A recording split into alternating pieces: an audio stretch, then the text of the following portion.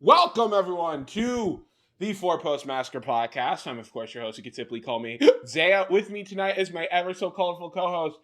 What is your name? NXT Month begins. Zaya, we begin. NXT Month. You excited? Black and gold. Maybe the other ones. Who knows? It's your girl, Ember Moonrocks. It's another form of crack cocaine. Yeah, I figured. All It's right. the best one I can find in a short period. Well, while Adam continuously starts to bleed black and gold from his skin. Bleed black and gold! We got a first-timer here on the Four Post Massacre Podcast. A new one. Which is very rare. We very rarely get one of these, but we've got one here today. We got the young bull himself, Mr. Connor Greene, joining us here today. Hey y'all, what's up?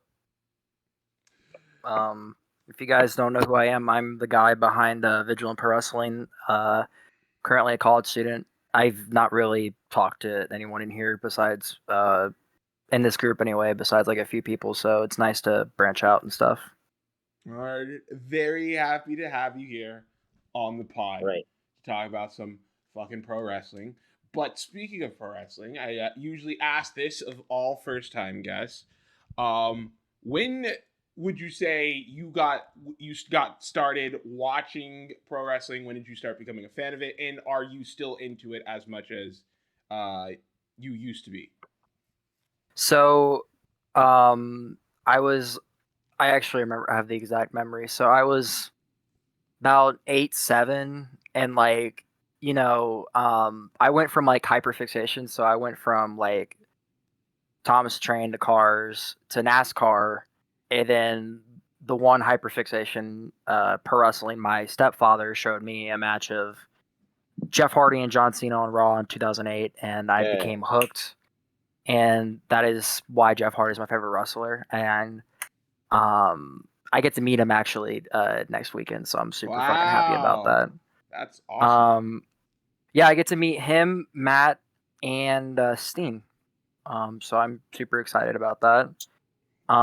As for becoming a fan of it, like, yeah, I've never really been like an active viewer. Like, I watch highlight reel clips and like keep up to date with like what's going on in the world of wrestling because I've loved it. I mean, I buy the game every year, have my universes, play the retro games. And then as for my passion for it, I'm actually a pro wrestling historian now, so I've turned it into a career. You know, I'm going to college to become I'm an education major. So dual major in social studies and secondary education with plans to get my master's and PhD in history, which will lead to me being a music and pro wrestling historian. And I already have great support with that. You know, I'm in the middle of compiling together a record book for Portland wrestling, one of the old territories from back in the day. You know, I got old tapes and stuff. I got record books by Fred Hornby, a famous historian from back in the day. Just like one-of-one stuff. So I'd say my passion is still very much there. I just can't watch because of my constricted schedule with like work and school. I need my downtime. Mm-hmm. Oh, that's very interesting. I've never heard of somebody using their knowledge to because I feel like nowadays, like, people getting into pro wrestling is fine, but people like keeping up with the history of pro wrestling is a lot harder nowadays since there's so much of it. So that's actually very cool. I mean, the best way to learn history in any history is to learn it out of order. So like, I will bounce around periods. Like, I was reading the history of ECW, and then I moved to like the dawn of the territories, how the territory system worked, to like the early 2000s with like ROH's popularity boom and like just stuff like that. You know, you bounce all over the place, and like I'm making that record book. I don't know how long it's gonna take me, but like it's because like like back in the day, a lot of the old territories, their footage is lost because, and this is kind of info dumping, but like they would only use one tape. They would record on it. They send it out to all the broadcasting cities, and then it would return back to them, and they would record over it, which would delete it. But it was a way to save money. It was called bicycling, and due to that, a lot of the territory tapes are like just non-existent, unfortunately. Except there are people who did manage to get some stuff, but like it's very hard to find anything like I'd say maybe like 70s, like pro wrestling wise, like for film. Yeah. I mean, I don't know, but yeah, it's just fascinating to me how the business became like first shoot, then fixed, and then they kept trying to keep the illusion, then Montreal screw job and other stuff like that. Professional wrestling's always just been like, it's always glued me in. It led to me discovering lots of talents by myself. Like, I love storytelling, I love scripting, I love character creation, and that's why I still do VPW in my spare time, even though like I'm like not 15 anymore and I don't have the time. Yeah, I feel but that. I feel like that's just all of us. Eventually, like in Call, like Zahaya, you run ZCW, or at least did, right? Kind of on the whatever. It's still here and there, I guess. Well, that's why I said you did, like Yeah. past tense, because like I'm not sure. I don't really keep up with Call clips. Like I don't watch other Call shows because like I like to stay original and stuff. Plus, like, honest to God, Sean's AWF was like the only main one I fucking watched. And then like I'm trying to get into other ones and stuff. And like the worst thing too is that like with Sean Dunn and fucking taking his whole squad, it's like there's big shoes to fill, and it's like where the fuck are we gonna find like the next people to like keep going and make clicks and shit? Because like those people were fucking assholes in this community. Yeah, way to egotistical too. Yeah, way to go, Sean. Just left us high and dry like always. Yeah, Sean's a fucking cunt. I tried bribing him into doing a season 6, and he said no. I mean, I got dirt sheets. I got a dirt sheet for y'all, and because we all know AWF ain't gonna come back. If the AWF would have had a season 6, our favorite anime titty king, Alex James, would have been world heavyweight champion. That I can tell you. No, I'm serious. Like, my boy Alex would have been fucking God. But anyway, let's move on with this, you guys. All right, yeah, I really like your enthusiasm about all this, but I hope you brought your historian skills, because you're at least going to need it for all the way back to the year of 2018 when we talk about NXT Takeover Philadelphia. Before that, we also will be talking about this week in wrestling news and our Four Post segment when we talk about AEW, WWE, Japanese Pro Wrestling, and then the Indie Spotlight with Adam Jackpot. And then in our main event, Adam, what the hell are we doing? So, I was in a mood.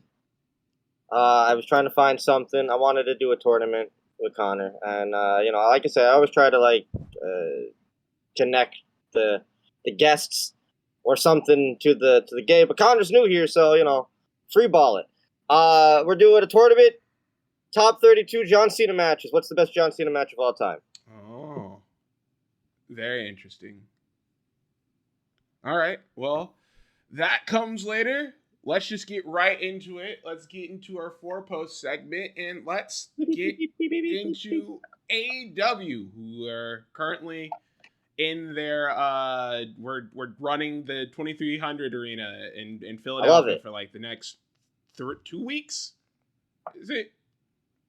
Yeah. They go until next weekend. Yeah. And they just ran Dynamite and Collision and Death Before Dishonor, which we will be getting into. We'll talk about that in the spotlight. But AEW Dynamite saw Garcia and Moxley. They had a match. Mox won. It seems like he's trying to get Garcia in the Death Riders, or at least that's what it seems from my vantage point, because it looked like Mox was talking to him on Collision as well. But Garcia challenged him to a match.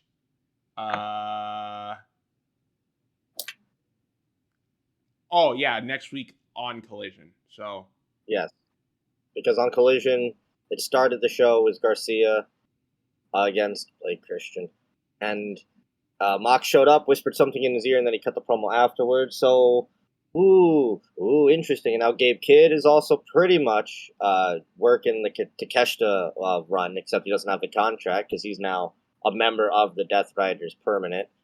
I guess that means Pac's not ready yet, but if Pac is ready, man, what a group that is then. But I think this is a swerve. You think for not on Garcia's part. I think he is joining, but I think this is how Yuta turns face. No. We said that like 7 months ago. Yeah. But that's just my thought. Hopefully this means we're doing something with Garcia finally. Look, I don't really watch AEW. Like, it's not that I don't care about it, and I'm not going to clown on Tony, but like, you can. It's just like, I don't really know. Like, maybe I listen to the dirt sheets too much, y'all, but like, it's just like, whenever I do get news of it, it's always like the bad news and shit, and maybe I'm biased because like I'm not an active watcher. But like, just like all the haters and shit talking about like, oh, the wrestlers are too big, nobody championships. Wrestling's great though. Like their matches are always, even though they're like too like flip floppy and fast paced. I mean, I like fast paced, but like like there's a taste of wrestling for everybody, and like AEW just isn't everyone's cup of tea. No, I agree. Especially with like. I feel like now, especially now with the smaller arenas that they've done, they've hit their niche of what audience that they want, which is the more hardcore fan base. Because I think the crowd here was like very good for all 3 nights, to be quite honest. But yeah, it's a Philly crowd, dude. First, again, like I said, I love the aesthetic because NXT's running this already. But you watch an NXT version of this, it's just the WWE produced venue. It doesn't look unique as this arena should be. It's the goddamn ECW arena. I mean, yes, it's been renovated to shit, and it does not look like how it used to back in the 90s. But I love that AEW decided to go into it with, like, the entrance to the corner like ECW had, with, like, the guardrail, like, the gates and everything. It makes it look cooler. They have the lights on. I don't know why when NXT runs the venue, they just have the lights off. You can't see anything because they don't want to show all the exposed walls and the piping, even though that's what makes the venue what it is. But fuck it, whatever. I love that at least AEW cared about the aesthetic here. The smaller crowds do work. I mean, the biggest thing that kind of hurt me, like, is watching AEW is like watching the crowd size like just slowly shrink over time, and them trying to like work these bigger venues and shit. Like, I've been to a few AEW events in Cincy. Like, I was at the AEW event where like MJF tried cashing in his all-in chip when Heyman got that took that lariat and not like basically concussed himself and when him and Mox were fighting for the World Heavyweight Championship. So like it's like the crowd there was big, and then the next time we went, like, but behind the base camp, just fucking empty, like just nothing over there, and like it just was out of place,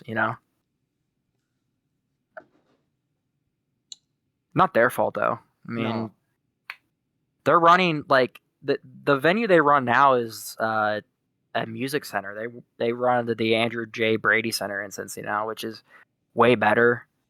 Kind of like, honestly, it kind of has like the 2300 arena in Philly.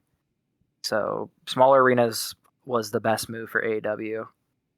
I agree. It seems that where it looks like, so Omega and Hangman, they got back together, it seems. It seems that we're also doing a match between Josh Alexander and Kenny at some point, and I think that's leading to the next world title match at All Out. I think it's going to be Omega and Hangman, but I don't know if it was you or someone else that said probably Josh. Okay, well, I just got the opinion because they had on Collision. They did like a segment, and it seemed like they were going with like Takeshita with Kenny and Fletcher, and then Josh was going to fight Hangman. But I hope that's just like a TV match because I don't think that's a match to have at the pay-per-view. I think Kenny and Hangman is better because you need something, and I just don't know anybody else on the roster right now that's built at that position.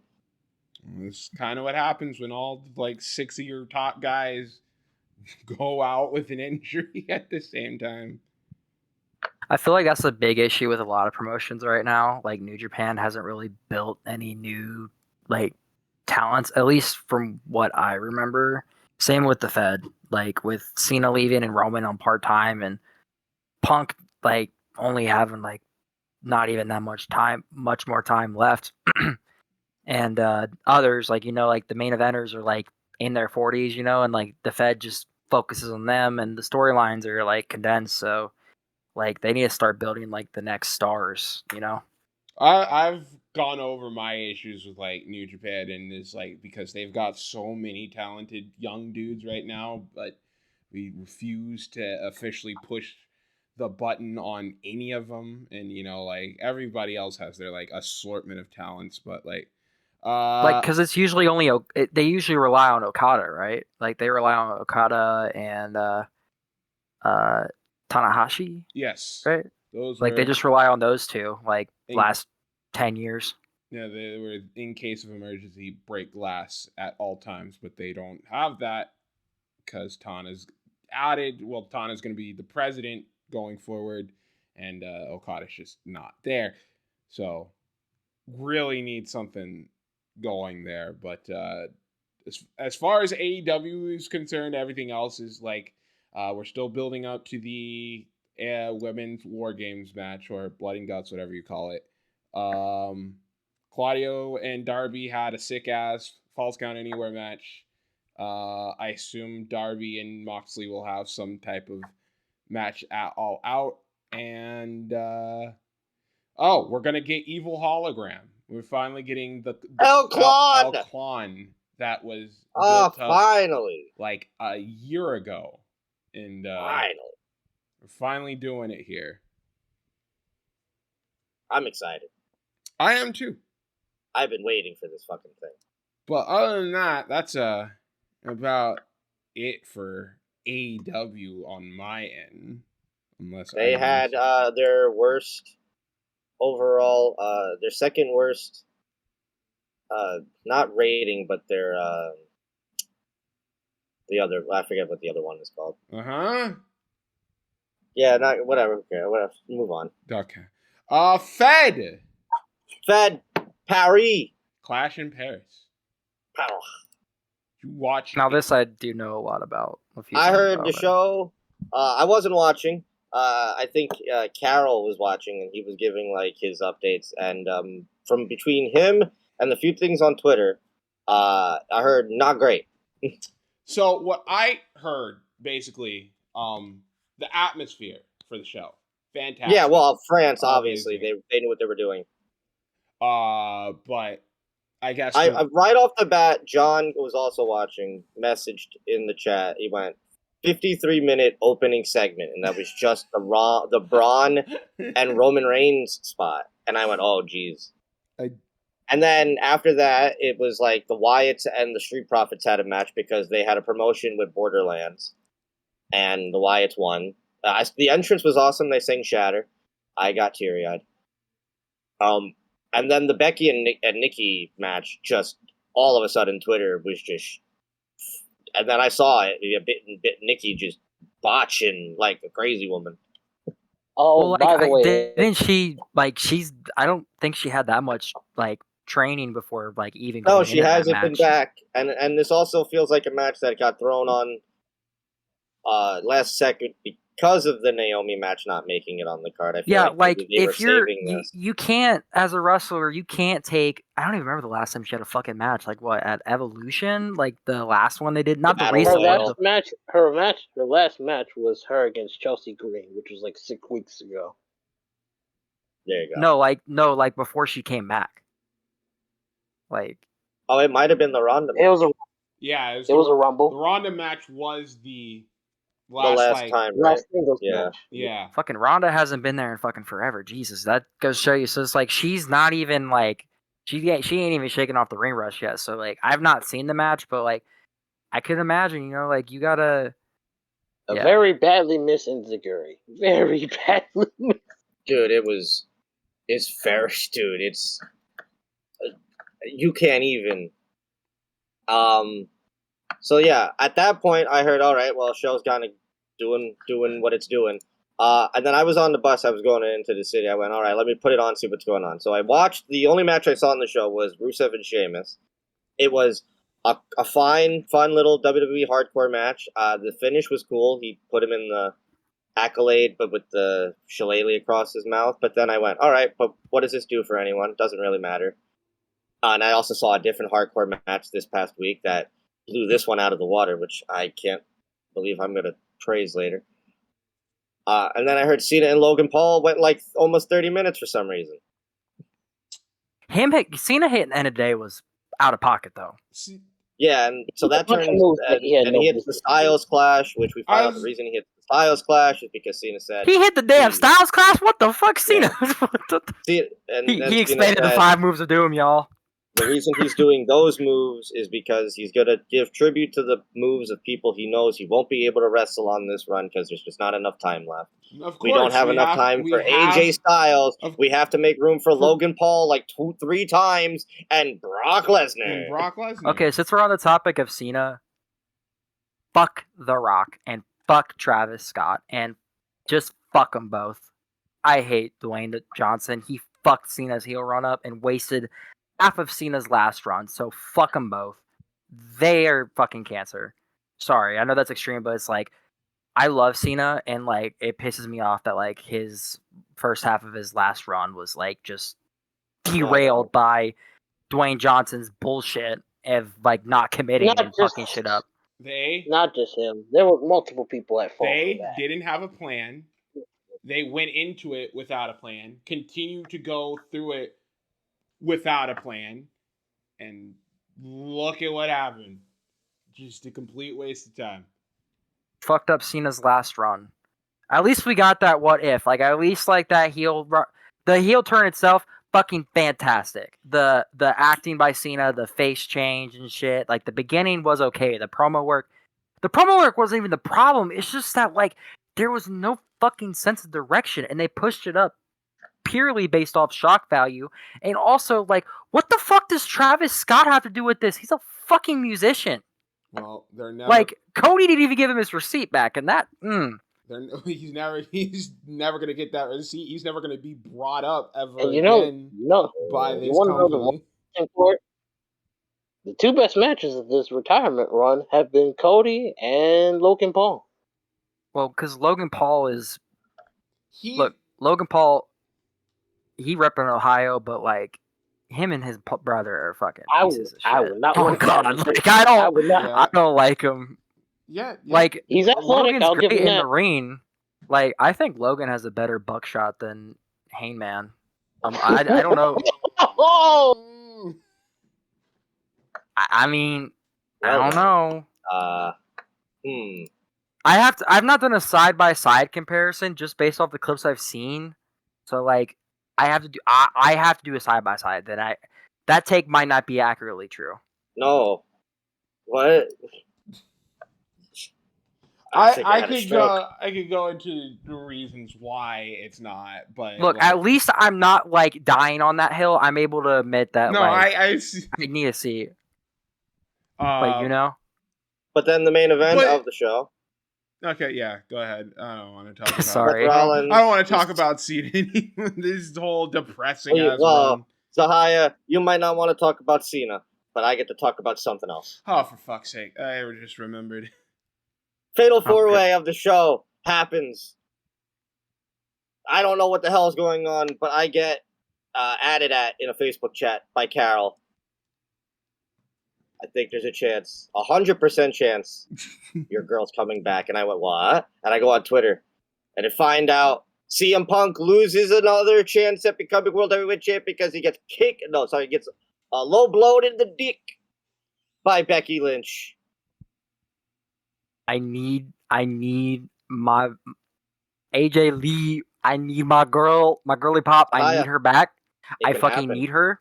Like, that bitch was my childhood crush alongside Kelly. Like, I need her. I need her in my veins. No. I need her injected into my veins. If she comes back, I will deadass watch wrestling full fucking time. Drugs. Why is there two of you? Why are there two of you? What the fuck you mean two of you? Okay?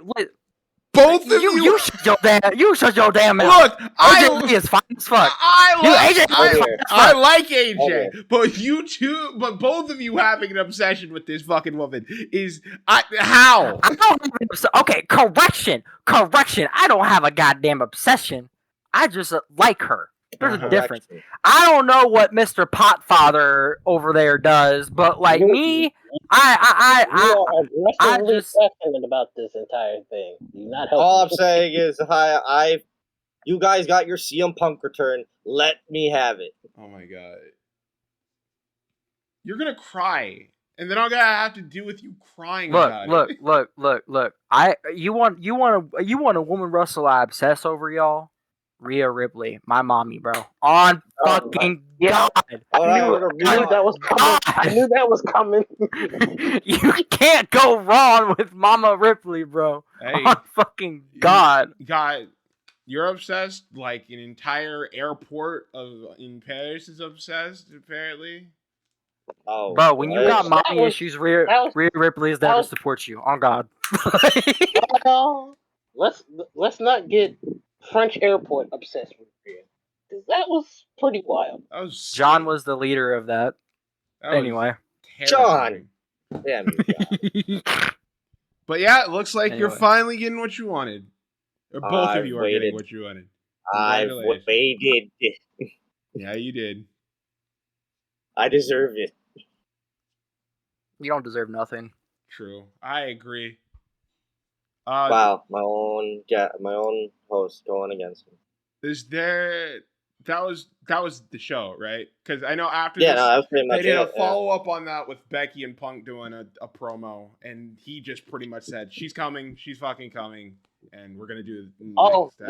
They also announced Stephanie versus Io, which probably should have been actually Clash of Paris anyway. Yeah, so it looks like WrestlePalooza might really be the show to give the other company a run for its money. If you get that already, I think Brock and Cena's happening there. I think Drew and Cody is happening there. And now there's a chance that the mixed tag match could happen there. Like, who knows? Did you guys hear about the WrestlePalooza name? Like, Indie Fed owns the trademark to that name. So, like, there might be an issue. I don't know if there was an update on that, but, like, I read that there's a promotion. Give them a shit ton of money, and they will go, thank you. Well, probably. That's probably what's going to happen. But, like, that's what I read. But the last time they used it was, like, in 2021, so maybe it doesn't matter. But, like, you never fucking know in this business. If they can get that money off of it, that'd be great. Oh, yeah, like, fuck the Fed. Get any fucking money you can out of them bitches. Absolutely. Like, any money to help your promotion, man. Because indies be rough. Anything happen on your favorite show, Adam? Any NXT updates? Not really. It's a quiet week. Freaking Dark State getting beat up by, like, Ricky Saints, Oba Fenby, and Hank and Tank. I mean, okay. I thought Dark State was doing something with Hendry. Apparently, they went after Ricky, Oba, and Hank and Tank. So honestly, I don't know. Who cares? It's your show. You care. I don't care about Dark State at all. They suck. Except for Lucky. How's Japan? Pretty quiet, except for a certain company, DDT, had had Wrestle Peter Pan 2025 this weekend. I won't go over the entire show, but I will go over the more important matches. Minoru Suzuki beat Mao to retain the DDT Universal Champion. University title? Yeah, University we're title. Going, I didn't even know Suzuki was in DDT at this moment in time, so interesting. Cool. Hiroshi Tanahashi beat Danshoku Dino in 16 minutes and 29 seconds. Did you see any of the clips coming from this match? Something with Tanahashi. In his pants being ripped off by... Yeah. Yeah? Is Dino going... What is it? Tanahashi, big fan, right? That's a thing? I think so. Which is why he got this spot. Just, yeah. They love it, though. The DDT fans, I'm told that this is what they like. And then in the main event, Yuki Ueno beat Kasusada Higuchi to become the new KOD Openweight champion, in which I'm sure is a result that Sean was very happy about for all of 2 seconds, because after that, we had a cash-in on the show by one Kazuki Harada beating Ueno for the title and becoming the new Openweight champion to close out the show. How unfortunate. Sean got his moment for the evil tweet. I didn't even know that they had a cash-in gimmick. That's crazy. You're welcome to butt in if you'd like, You yelling at Sean? I'm just saying, I got nothing to add to this, so. I bet you don't. But we also did find out that we're beginning a special singles match between Zack Sabre Jr. and Chris Brooks on, I believe it's the November 3rd show that they're running as well. So very excited for that one. And Sean is correct. They are going to kiss. But yeah, that was the big show coming from Japan this week. I don't know when the Destruction Tour starts, but I have a feeling it's starting soon. So once that happens, I'll have something. But Adam, I think you know what it's time for. You play the song. Fuck, Phil. This is one of the worst shows I've ever seen. Ricochet and Dance. As always, support independent pro wrestling is the backbone of our industry. Without them, there is no future. So go out of your way and find your local indie, because you never know, one day that person will be on your TV. Hi, everybody. Welcome to the Indie Spotlight. I'm your resident host of that Indie Spotlight. Yay. Let's get into it, because yeah, we got a slight review, I guess, to talk about in Ring of Honor. But we'll get to that at the end. I'm going to go through. There was one other show this past weekend. Beyond had American Rana. Marcus Mathers defended the IWTV Independent Championship over Matt Cardona. Mike Santana defeated DJ Powers. The Miracle Generation defeated Ichiban and Brando Lee. Chris Statlander defeated Liviana. The Savage Gnomes defeated Cruel and Shotzi Blackheart. Bobby Orlando, the new Openweight Wrestling Open Champion, defeating Bryce Donovan, Sean's favorite member of the Vanity Project. Yes. And then this upcoming weekend, that was it for last weekend. We've got a few things this upcoming weekend. Yeah, dude, it was that in Ring of Honor. Okay. Hogue have Philadelphia. Shotzi Blackheart versus Priscilla Kelly. Amazing Red takes on Cedric Alexander. For the Hog Tag Team Championships, the main event will defend against Crew. Why do we book them? Who cares? Oh, Crew. Mexico loves Crew. I don't get it. They do love Crew. In another title Hog special that will totally end in a DQ, Man like Derez will defend the Progress title as Charles Mason will defend the Hog Championship.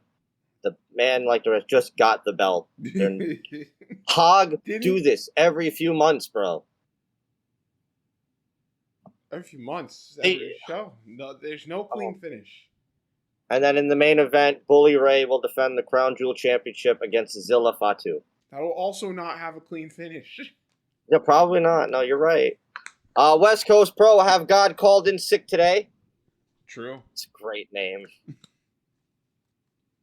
Von Vertigo, Teriyaki, Shimbashi, and Andrew Cass in a 4-way. Adam Priest and Danny O'Ryan, AJ Gray. Oh, no. Oh, no. West Coast, no. No, West Coast, no. Oh, no. Versus JT Thorne, Vinny Massaro, and Mad Dog Conley in an I Quit match. Joni Robbie defends the Women's Championship against Miko Alana, and Kevin Blackwood will defend the West Coast Pro Heavyweight title against Carl Fredericks. What? Sean, I know that's your company. That show sounds terrible. Ugh. That show sounds terrible. Yeah, alright, cool. Anyway, CZW, I thought I'd give them a shout. They have their 22nd Tournament of Death this upcoming weekend. Participants this year include Akira, Hoodfoot, Ricky Shane Page, Eric Ryan, JJ Allen, Tim Strange, Schlack, Nick Gage, Judge Joe Dredd, Drake Younger, Mickey Knuckles, and Dmitry Alexandrov. Cool. I know this is gonna sound out of pocket, but like I thought CZW went out of business like a while ago. I ain't even gonna lie. Yeah, most people probably thought that too. No, I'm thinking about IWA Mid-South. Wait, that's what I was thinking about. First time I had ever really heard about GCW, I thought that was like a company that merged from CZW, and then I found out there are two different. No, it was companies. born out of hatred of CZW. You're right. I think I thought that because like Jay was a diehard deathmatch. Well, he still is a diehard deathmatch fan, but like he told me that like deathmatch wrestling is kind of went to the shitter. So like I just kind of thought that CZW's kind of like died off, but I guess not. Whoever's watching it. And then a show we'll probably end up actually watching this weekend. Revolver is back. Clean slate. Pretty solid card. JJ Garrett takes on Fancy Ryan Clancy. Fatal 4-way. Dante Leon, Man Like Derez, Marcus Mathers, and Leon Slater. That's great. 3-way dance. Crash Jackson, Jay Chris, and Alan Angles. 8-man tag as Joe Alonzo, Junie Underwood, and Tyre Dye take on Alpha Sigma Sigma and BDE. Steve Macklin versus Damian Chambers. The Macabre defend the Revolver tag titles against Latinos Most Wanted. AJ Francis defends the Remix title against a debuting Chris Danger. And Myron Reed will defend the Revolver title against Rich Swann. Pretty good card. Better than that West Coast card. Yeah, no kidding.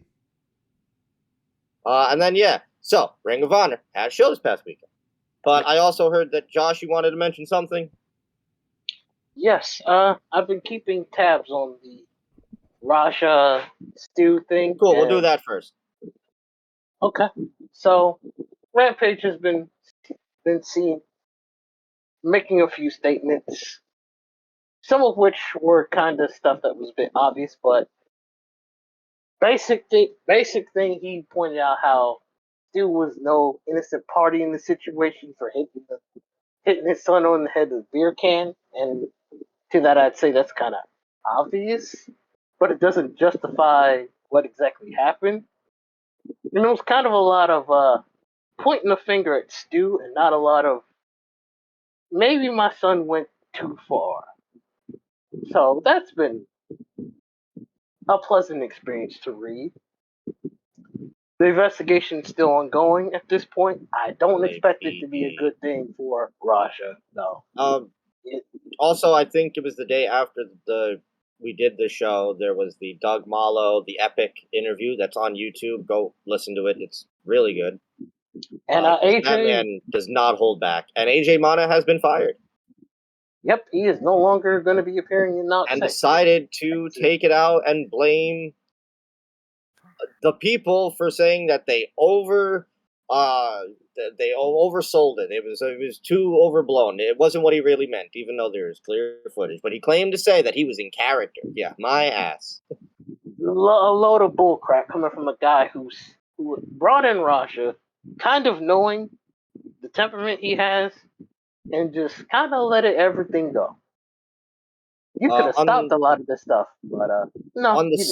On the Stu front, he's alive. And he's out of hospital. And he's out of the hospital, so that's good. In terms of wrestling, I don't think that's probably ever happening again. Because I think he still, or at least then, was still not walking like perfect, and memory was still fadey. But at least he's alive, and that's great. And his GoFundMe for all of his medical stuff was well over received. I think they beat their original budget the same day. There's somewhere between 160K to 200K. I could be wrong. Yeah, and I think originally it was only like 60 or 70 that they asked for. So great for them. Just please, I hope there's justice. I'm just afraid that there won't be. And also, Rampage, with all due respect, you can kind of eat a dick. Also, you kind of play a role in your son. Yeah, you're the one who was calling your son a bitch and a pussy, and like you're just as much a fault in this as anyone. But with that, there's your update. Hopefully, again, I want there to be justice. We'll see what happens. But Ring of Honor presented that before, John. Todd, did you see any of the stuff that we didn't watch together? I did go back and watch the Moriarty versus Jawa match. Is that how we say it? It's Jawa? Jawa? Yeah. You see the funny video they did of like all the wrestlers trying to guess his name? No, I did not. It was very funny. Ring of Honor had the Death Before Dishonor 0 Hour. Jay Lethal defeated Jordan Oliver. Jordan Oliver made it to a Death Before Dishonor pre-show. It's only like his third match in Ring of Honor, I think. I think he's sticking around. I think he got the handshake from Jay and everything. The crowd liked him. He's great because he's Jordan Oliver. Keep that man, in Ring of Honor for a bit and then bring him up. Let's go from going to the Fed. MXM Collection of Mansoor and Mason Madden won a 3-way against the Dark Order and the Frat House of Griff Garrison and Cole Carter. Just a big comedy match for the crowd. I did see John's Mikey Whipwreck t-shirt. Thought that was pretty cool. Yep. Billy Starks won a Pure Rules match over Ashley Vox because, oh my God, Zahai, can you believe it? We have a bracket. He announced it literally the day of the show, but it's finally fucking here. With that bracket, Taya Valkyrie and Queen Aminata, who will have a match on the main card. Diana will take on Trish Adora. Yuka Sakazaki and Serena Deeb. And Olympia from CMLL will take on Billy Starks. There's a few names in there that stand out, at least in the terms of pure wrestling. Yuka? Pure wrestler? Sure. It doesn't really mean anything, dude. We're just getting women involved in this stupid tournament. So we crown this. So we can give Diana something to do. Because we're not bringing her up on AEW television at this moment in time. And then a $50,000 fatal 4-way Dralistico. Hope he's able to convert that. Defeated Angelico, Adam Priest, and AR Fox in a 4-way. All right. And then the main show. Conglomeration of Hologram and Tomohiro Ishii defeated the Premier Athletes. I did see this. A lot of this part for me is just the show really does not pick up until Lee Moriarty's match for me. I thought this was a fun match. Shane Taylor Promotions are the new Ring of Honor World 6-Man Tag Team Champions, defeating the Von Erichs and Sammy Guevara. Good. They've worked hard. I think they have earned that. Crowd were really into Shane Taylor Promotions. They were not into Sammy, and they only hated the Von Erichs because Texas. Which threw their whole game off. But it was also the start of the story of the night. On the pre-show, it was, we're trying to figure out who will Sammy's partner be going into the tag title match later on in the evening. On the pre-show, it was kind of seemed like it was going to be one of the Von Erichs that would be in Sammy's corner. Sammy ends up losing this match. The Von Erichs don't seem happy about it. There's a contention, what's going to happen later on in the evening. Queen Aminata defeated Taya Valkyrie to move on in the Pure Women's Tournament. This match was not great because Taya is not good anymore. Also, Taya Valkyrie is not a pure wrestler, and her whole point of this match was she didn't understand that you lose rope breaks. Deanna came out. Deanna did show up afterwards, finally returning to TV.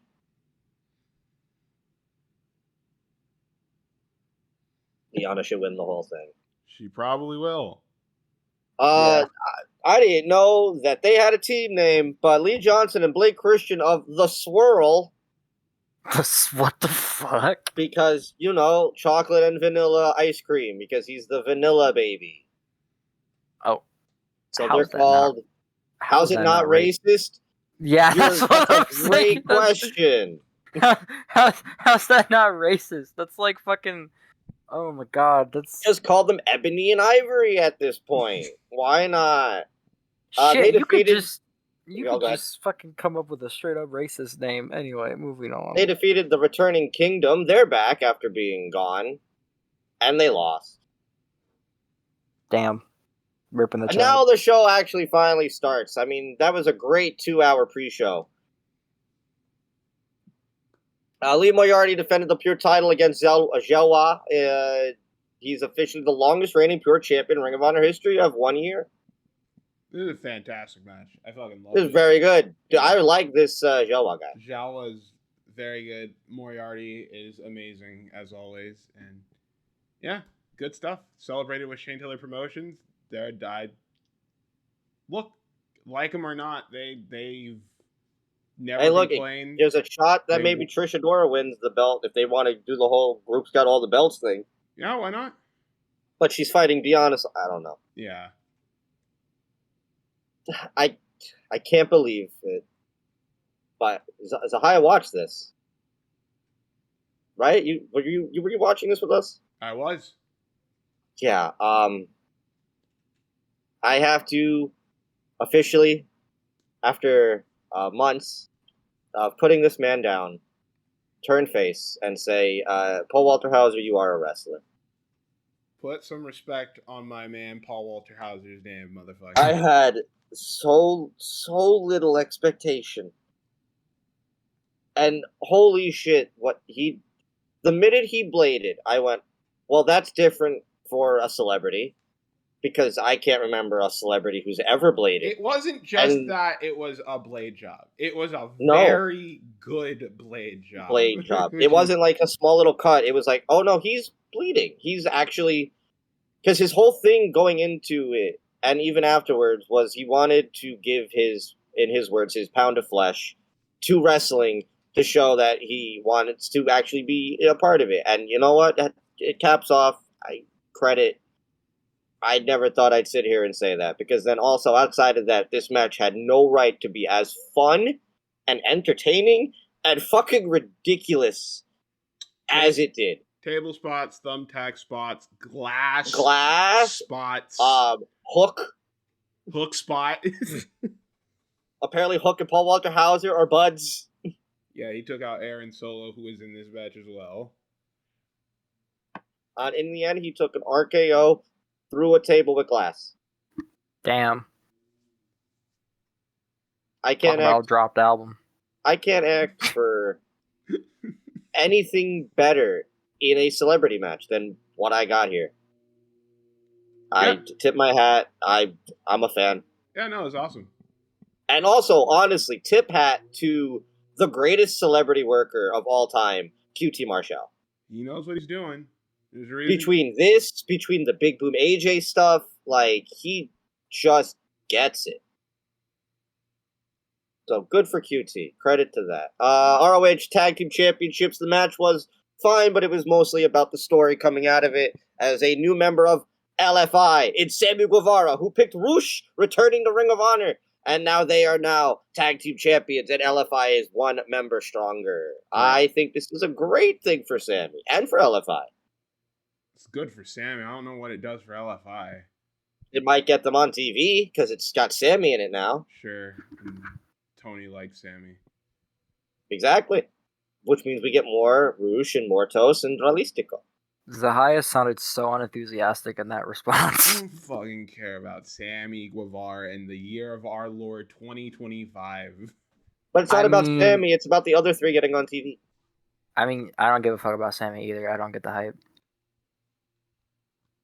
I'm gonna skip this next match because it is the real main event. Nothing against Mina and Athena. It's a really good Athena match.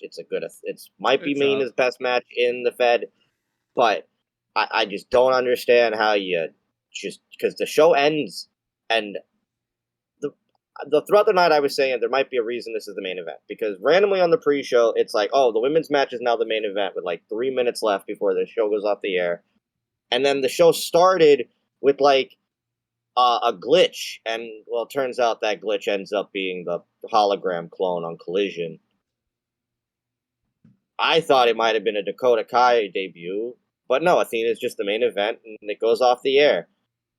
I wouldn't have done that when Bandito and Hechicero might have had one of the best matches in this year, top 10 for sure. Holy fuck. If you thought Takeshita and Bandito was great last month, yeah, this blows that out of the water. I don't think it blows it out of the water, but it was pretty fucking I think amazing. It does. Because we watched them back to back, and I don't know, man. This match was fucking ridiculous, and Bandito has a right to be one of the best wrestlers in the world for 2025. Maybe not like Wrestler of the Year, but what's like the Will Ospreay Award? Most outstanding. How do you not have him and Takeshita in that contention? And fuck, throw Hechicero in there too, because wow, he's great.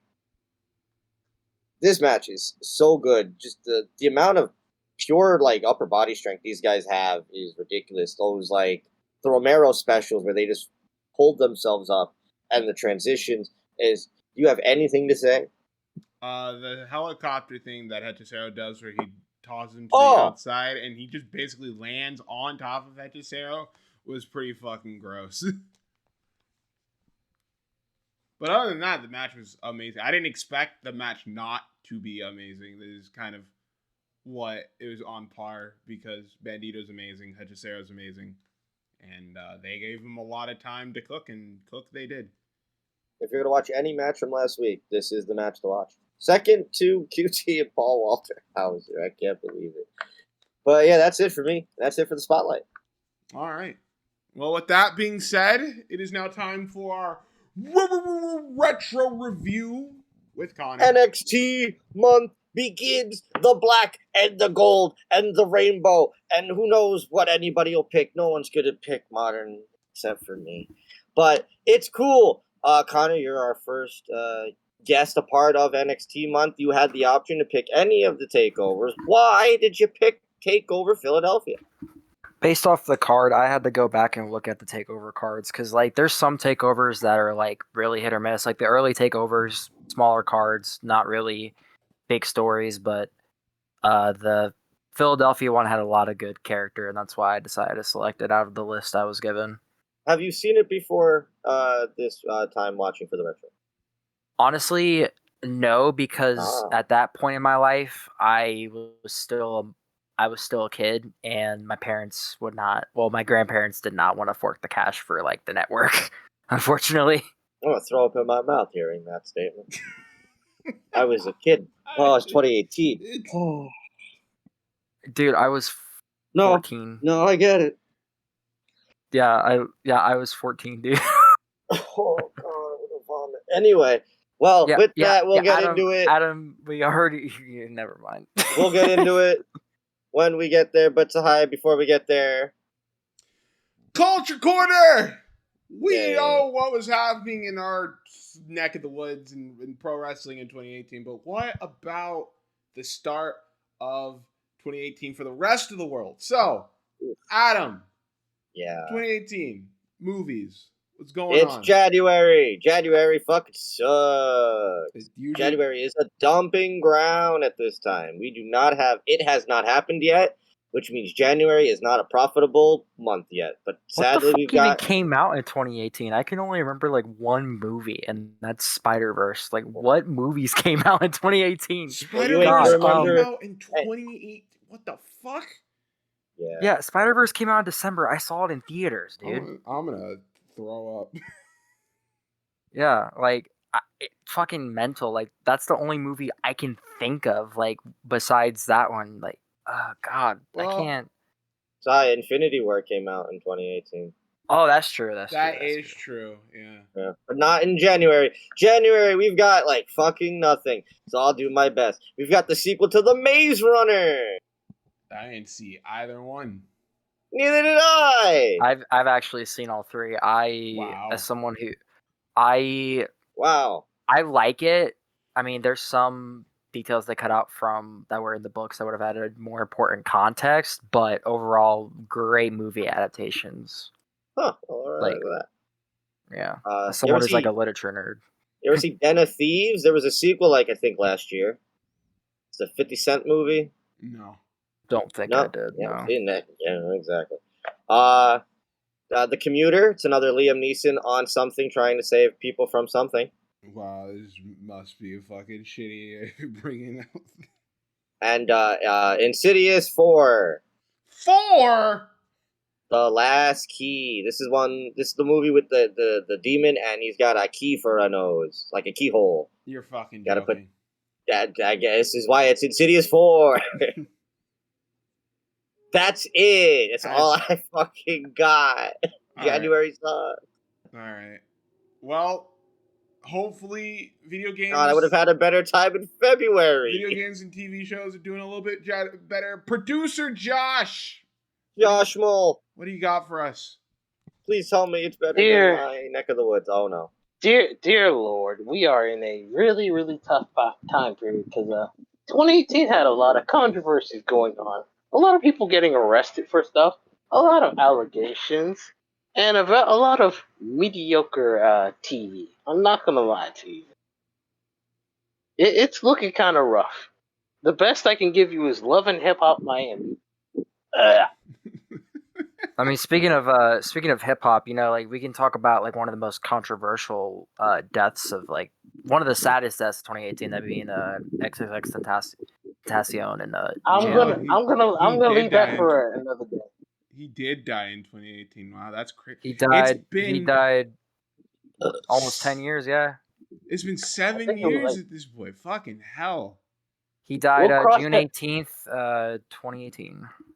We'll cross that bridge if we happen to get to June. I only know that because like I hyperfixated on X for like 2 weeks. I became a fan of his 2 weeks before he died, and I fucking stopped. Crazy. Like that shit fucked me up. Anyway, sorry. Anyway, Wags of Atlanta. I hate reality TV, as you can tell. Grown-ish, which I'm pretty sure is a spin-off of Blackish. It is. Yeah, I don't think that one exists anymore. I'm not surprised, unfortunately. My next guest needs no introduction with David Letterman. Is that the Netflix thing? Yes. Those are pretty popular. Those are still going. And the best thing I saw from January, Black Lightning from the CW. Oh. I was already out of that universe. I was never. Unfortunately, I never liked the CW superhero shows because I thought they were all kind of mid. So there's your TV. Not really a lot of good going on, unfortunately. As for video games, let me make sure. We got some decent stuff. You might not know all of it, but you got some decent stuff. You did this last time, and Adam knew a pretty good chunk of them. Street Fighter 5 Arcade Edition. Destiny 2 came out, I think, this year, if I'm not mistaken. Probably not in January. Not in January, but like I'm thinking about 2018 in a whole. Like I don't really know. Like I don't fucking remember January at all. Could Kirby Battle Royale for the 3DS. No. Wait, Subnautica. the 3DS was still dropping games in 28. What the fuck? Yeah. What'd you say, Subnautica? Subnautica, yes. Nope. You never played Celeste. Nope. No. Monster Hunter World. I've heard of Monster Hunter. Dissidia Final Fantasy NT. You said words. Dissidia Final Fantasy NT. No, I mean, you could say it 13 more times. I don't think I'm going to understand it. It's not. The best thing I got for you is Dragon Ball FighterZ. Hey, I had that game. I played it. That game kind of fell off, much like Sparking Zero. Sparking Zero fell off like a week after it was fucking released. I don't know what the Sparking Zero is. It was a really big deal when it was announced, and then it popped off for a week, and then fell off a cliff. That sucks. Zahaya with the music, please, because we're looking kind of sorry right now. Billboard Hot 100 for the week of January 20th, 2018. Adam, who do you think is on this? Cardi B. All right, Josh. Cardi B? No. That's possible. I was not expecting her name. I'm not gonna lie to you. 20. It's not that long ago. I gotta be, on something. If I were to have any guesses on who's on the Billboard for 2018, you can. I need to think of some artists that are like mainstream at you know that what? time. Give me Ed Sheeran. Okay. Give me Ed Sheeran. Oh yeah, dude, love Shape of You. Oh yeah, Shape of You came out that year. So fuck yeah, that would be most likely he would be on there. Push and pull like a magnet too. Taylor Swift too, probably. I'm guessing. No, I'm discovering something brand new. Is Taylor Swift your guess, or are you gonna stick with Ed Sheeran? I'm in love. I'm gonna go with Ed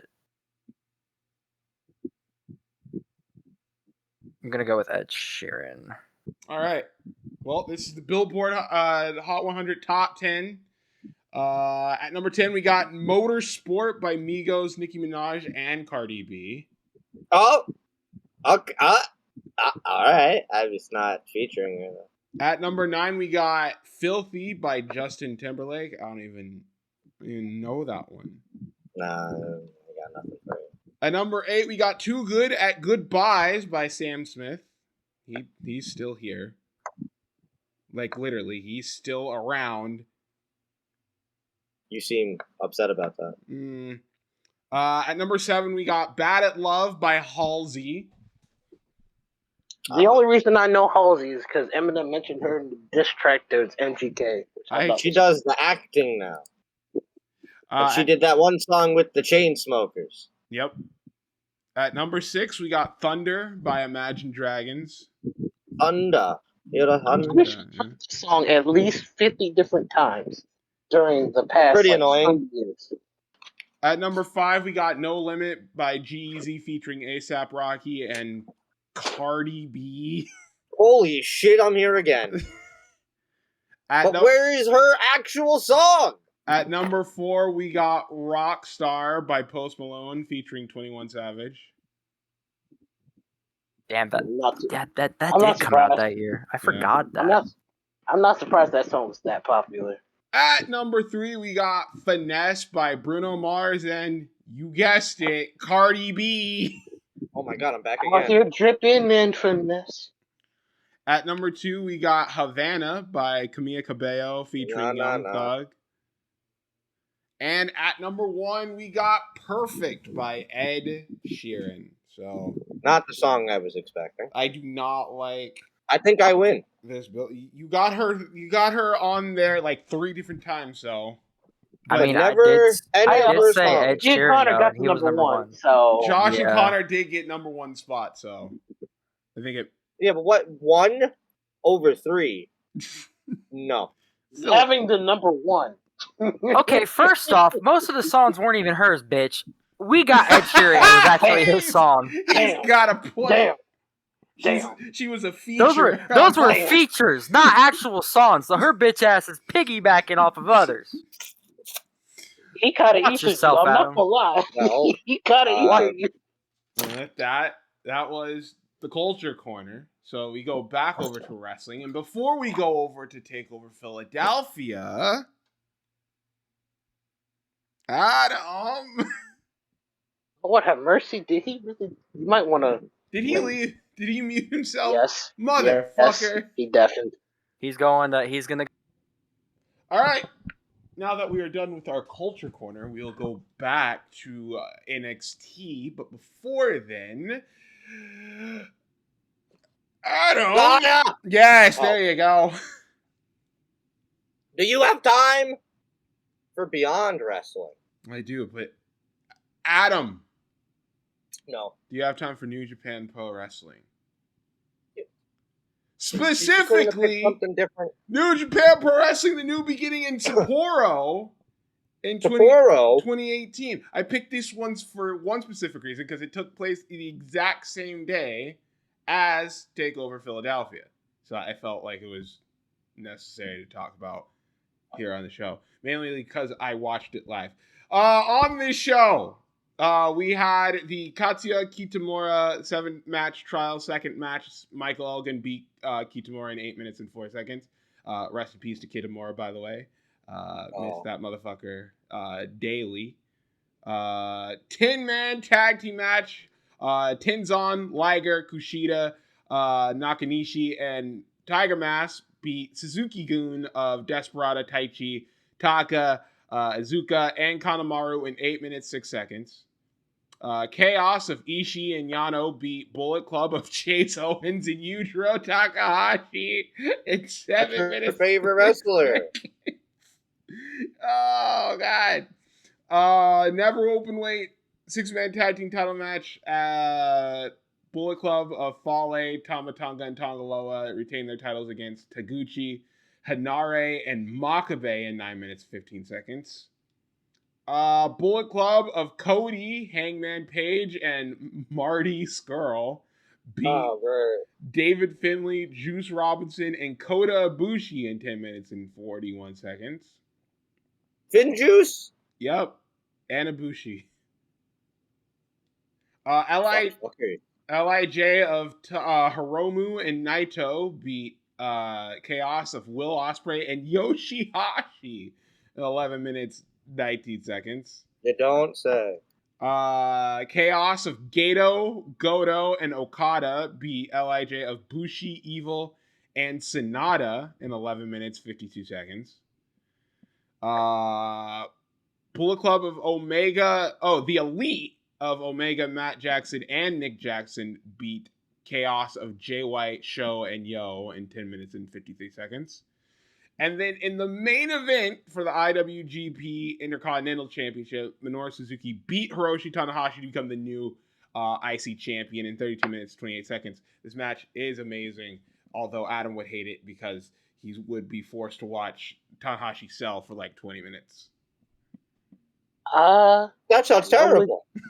I normally don't do this, but do you guys have time for Mr. Cat Warren's Homecoming? What? You need to repeat that. What? Do you guys have time for Mr. Cat Warren's Homecoming? I guess so. Who? I saw this promotion. I'm like, I can't not say nothing. This is wild. This is a company called Mr. Cat's Wrestling, and they had an event that took place a day after NXT called Warren Homecoming. Oh boy! I don't know what you want me to say, Josh. I don't know. Get ready for the ride. Tyson T-Bone defeated Sheik Tyson T-Bone. Yep. Wait. Hold on. It gets better. In a cash-in bikini 6-way match. Huh? Ooh, wait, huh? Drill defeats Big T Justice and Captain Fabulous and Jet Fashion, Mickey Bones and Timber. His name is Drill? Yes, Drill. You know that fucking Captain Fabulous is some fucking flamboyant ass fucking gimmick that they got going. In a tag team match, Dylan Roberts and Joey Haynes defeated Danny Sensation and Voodoo. Those are almost normal. In a singles match, Damon Lee defeated Sam Gladwell. Sam Gladwell. I don't know who Sam Gladwell is. He was in NXT UK. Yeah, that's true. In the Mr. Cat UK Mixed Gender Tag Team Title Tournament Who the fuck is Mr. Cat? There's a joke I want to make, but I won't make it. But oh god, the power couple of Dan Evans and Natalie Wilde defeated Stu Man and oh Jesus, I'm not gonna pronounce that name. I'm gonna butcher it. Taonga Taua. Auga, like the fucking Auga shit, like Auga, fucking Auga, what? And in the main event, like what the fuck? And in the main event for the Mr. Cats Champion of Warrington title, Alex Cyanide defeated Sexy Kev. Honestly, I was gonna ask you if like okay.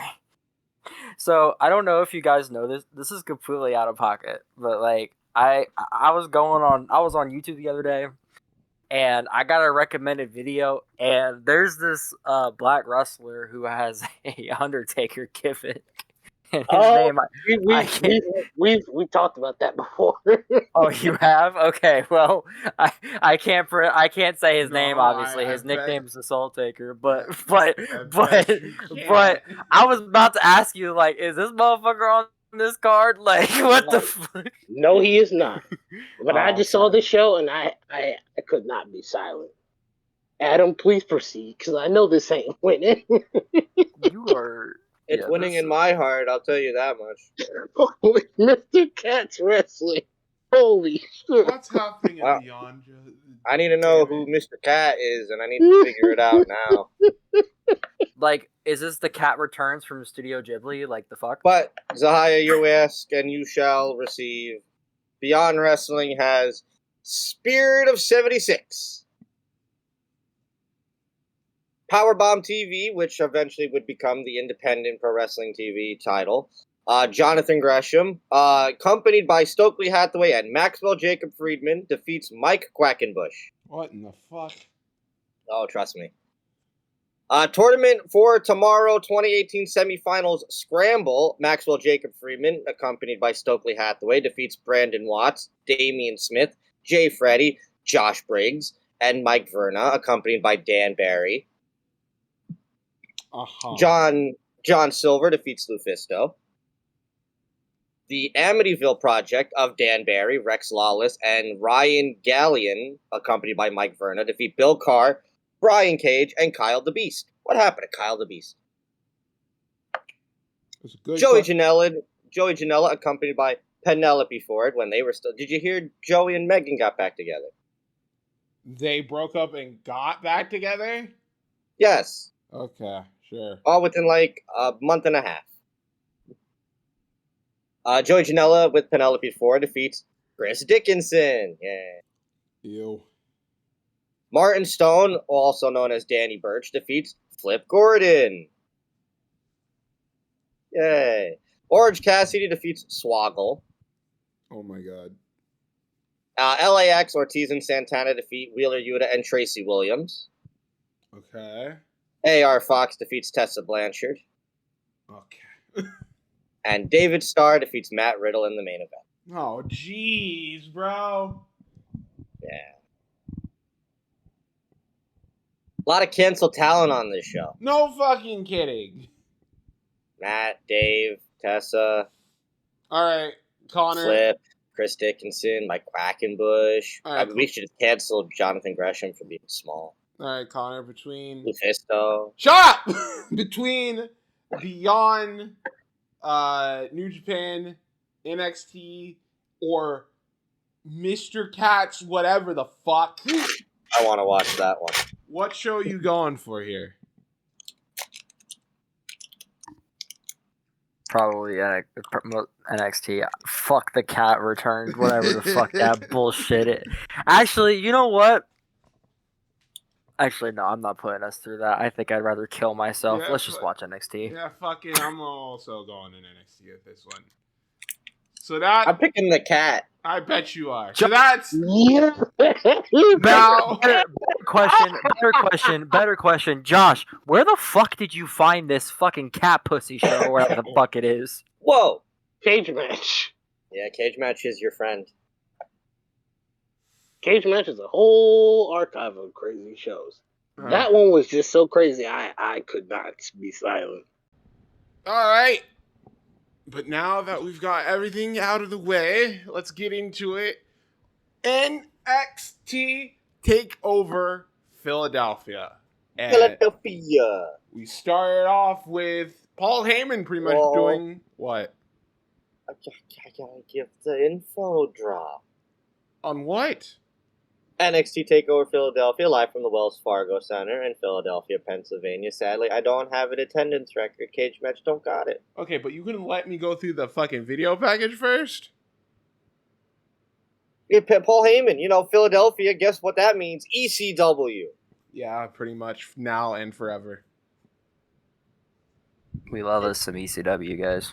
If you've seen one ECW video package tribute something Philadelphia related, you've seen them all because that's what we do. Our commentary team tonight is Mauro Ranallo and Percy Watson. I'm guessing Nigel was also supposed to be on the show because they talk about him, but he wasn't able. They mentioned it, and I cry because guess what that means? I could have had Nigel and Mauro calling the main event or the semi-main. Instead, I got Percy Watson. Mauro was such a great fucking commentator. Like, I really miss him. On side note. How is Percy Watson just as bland as Byron Saxton? Oh my god, me watching the show, he was fucking annoying. I just wanted him to shut the fuck up. Like, he said, like, in the Authors of Pain match, he was like, oh, he's looking to gas him up. And I'm like, why is he saying that term? Like, isn't that like an insider term? The fuck? It's just, he's so high energy all the time. No, he's high energy, but he also feels like he's got no energy. He also feels like he doesn't he doesn't say, oh yeah, once. He also feels like he doesn't have anything to add. Like, I feel like he's just a tryhard. He was a tryhard this show, on God. And like, then, And then what is it? Defend my boy, Percy Watkins. Oh, hello, Jay. Hello, I am Jay. I'll explain why he was terrible. He never wanted that job. There we go. He got forced into the position. You are forgetting that this is a time where NXT was kind of, in a sense, shuffling things around. This was a different time. They were still trying to find their footing. And, like, if you really think about it, right? We had some random-ass dudes being commentators back in the day. Percy Watkins, fucking Alex Riley. Albert, these random ass fucking people doing commentary. It was basically, okay, we'll find a voice eventually. Until then, you're not good enough in the ring. You're awful and bald. Do commentary. And so that's basically how. And so he did. But as Connor alluded to, our opening contest of the evening is the Authors of Pain Babyface Edition, taking on Undisputed Era Red Dragon Edition, the lesser of the two editions. You're wrong, but because Roddy and Kyle is better than Bobby and Kyle. I let you say that because you obviously didn't watch Ring of Honor in 2012, and that's fine. Yes, I was. I have a picture with Red Dragon, my good sir, with the belts. So, I was there at Final Battle. It doesn't look. It's not my fault. Roddy's a better wrestler than Bobby Fish. It's not it. It's just look. Bobby Fish. Well, the issue with Bobby Fish is that, like, name me something relevant he's done outside of tag team wrestling besides being injury prone. The whole thing is that he's an amazing tag team. I'm not fucking saying like Bobby's better. I'm waiting. I just dropped a bombshell. I'm waiting. I'm not saying that Bobby's better than Roderick. I'm saying, like, in terms of tag team partners, he has better chemistry with Kyle than Roderick does. don't watch enough Collision. Like, I swear to God, I just remember back in the day, like, I just remember back in the day, we'd always get reports that Bobby would be injured, so, like, he wouldn't even be there, like, half the time. I swear. I'm pretty sure this is, like, one of 2 takeovers that he's actually on. Yeah, he's the part that where he's represented in the tag team. Because I feel like Kyle and Roddy had the belts longer than Bobby and Kyle did. Yeah, because fucking Fish is out, like, almost immediately after this. But maybe Bobby Fish shouldn't be almost 50 years old in the Undisputed Era. Old ass Bob and Fish. So this is, as I said, babyface Authors of Pain is a very weird period because they're about to get the call up, and I feel like this is just the NXT thing. I'm not saying I agree, but every time I bring this up, I get attacked on for it. This is the NXT way of doing things. If they feel like you're ready, they give you both a face and a babyface run, so knowing if they can do either or on the main roster. It's just the Authors of Pain, they realize they can't, so they call them up as heels. Good job. But because of that, you get this match, which is they have to sell, and they shouldn't be selling. Yeah, they're like brute. They look like they're built like brute tanks. You know, people of their stature should like not be hardly selling unless like it's a big spot. But like, it just I don't know, man. It doesn't help that fucking it's Kyle and Bobby, and why I love Kyle.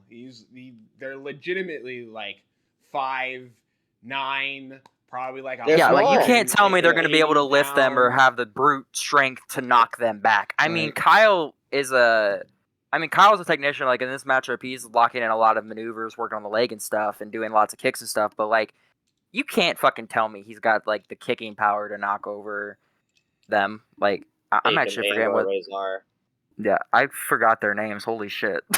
They do pick it up near like the last end of this point because they just decide to hit indie moves and shit like that. Yeah, because they realize, oh wow, this working the body part on the Authors is not working with this Philadelphia crowd. Let's just do indie shit. And then all of a sudden the crowd went, oh wow, fun. I feel like there was an issue in the face and the heel type dynamic, and I think having the first half of this be work a body part on the Authors is not the way to go. The finish of this match also kind of seemed out of pocket. I won't even lie. It's very abrupt. Yeah, it's very sudden. Like they had a lot of momentum going. Like the Authors do their like double powerbomb finisher, but Kyle Hurricane Rana's one of them, and then rolls them up 1, 2, 3, and I was just like, wait, that's it? I was very confused by a Hurricane Rana finish. I guess it's because like Kyle doesn't have a non-submission move, and they're not going to have these guys tap, and you're not picking them up for the I was about to say he does have a non-submission move, but it's the brain buster, and it's like you said, he's not. You're not picking him up for that, so I guess Hurricane Rana. Well, he Hurricane Rana'd him into Razor or one of the fuckers. One of the others, yeah. Yeah, like that knocked them down. Apparently, knocked them out of the ring, which I guess kind of made sense, but it looked like shit from the camera angle we got. So, yeah, didn't like the finish. I did like the technical work of Kyle though, and it made me realize that damn, I really like Kyle's wrestling style. Like, I like wrestlers that wrestle like Kyle does.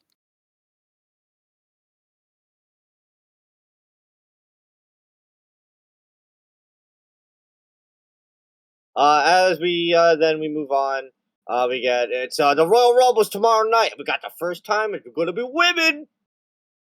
Asking Alexandra's into the fire is one of our official themes, and then old classic NXT takeovers of old. Who's in the crowd this time? It's War Machine. Of course, would become the War Raiders. Hanson and Rowe, of course, now Eric and Ivar.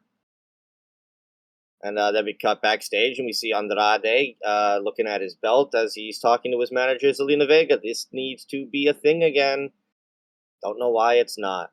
And then we get the build-up to our next match, and it's the first time, and this son of a bitch left me to start this now. NXT is something we don't talk about as often. We don't have a lot of time. People don't tend to pick NXT. That's why I made this month NXT based. And I had a feeling that somewhere, some way, one way or another, it would end up happening. But tonight is our time to finally talk about the Velveteen Dream. First time on the pod talking about old Patrick Clark and what could have been, and of course what ends up happening. Yeah. Sadly, we don't get one of his better NXT matches. I'll jump in too because fucking.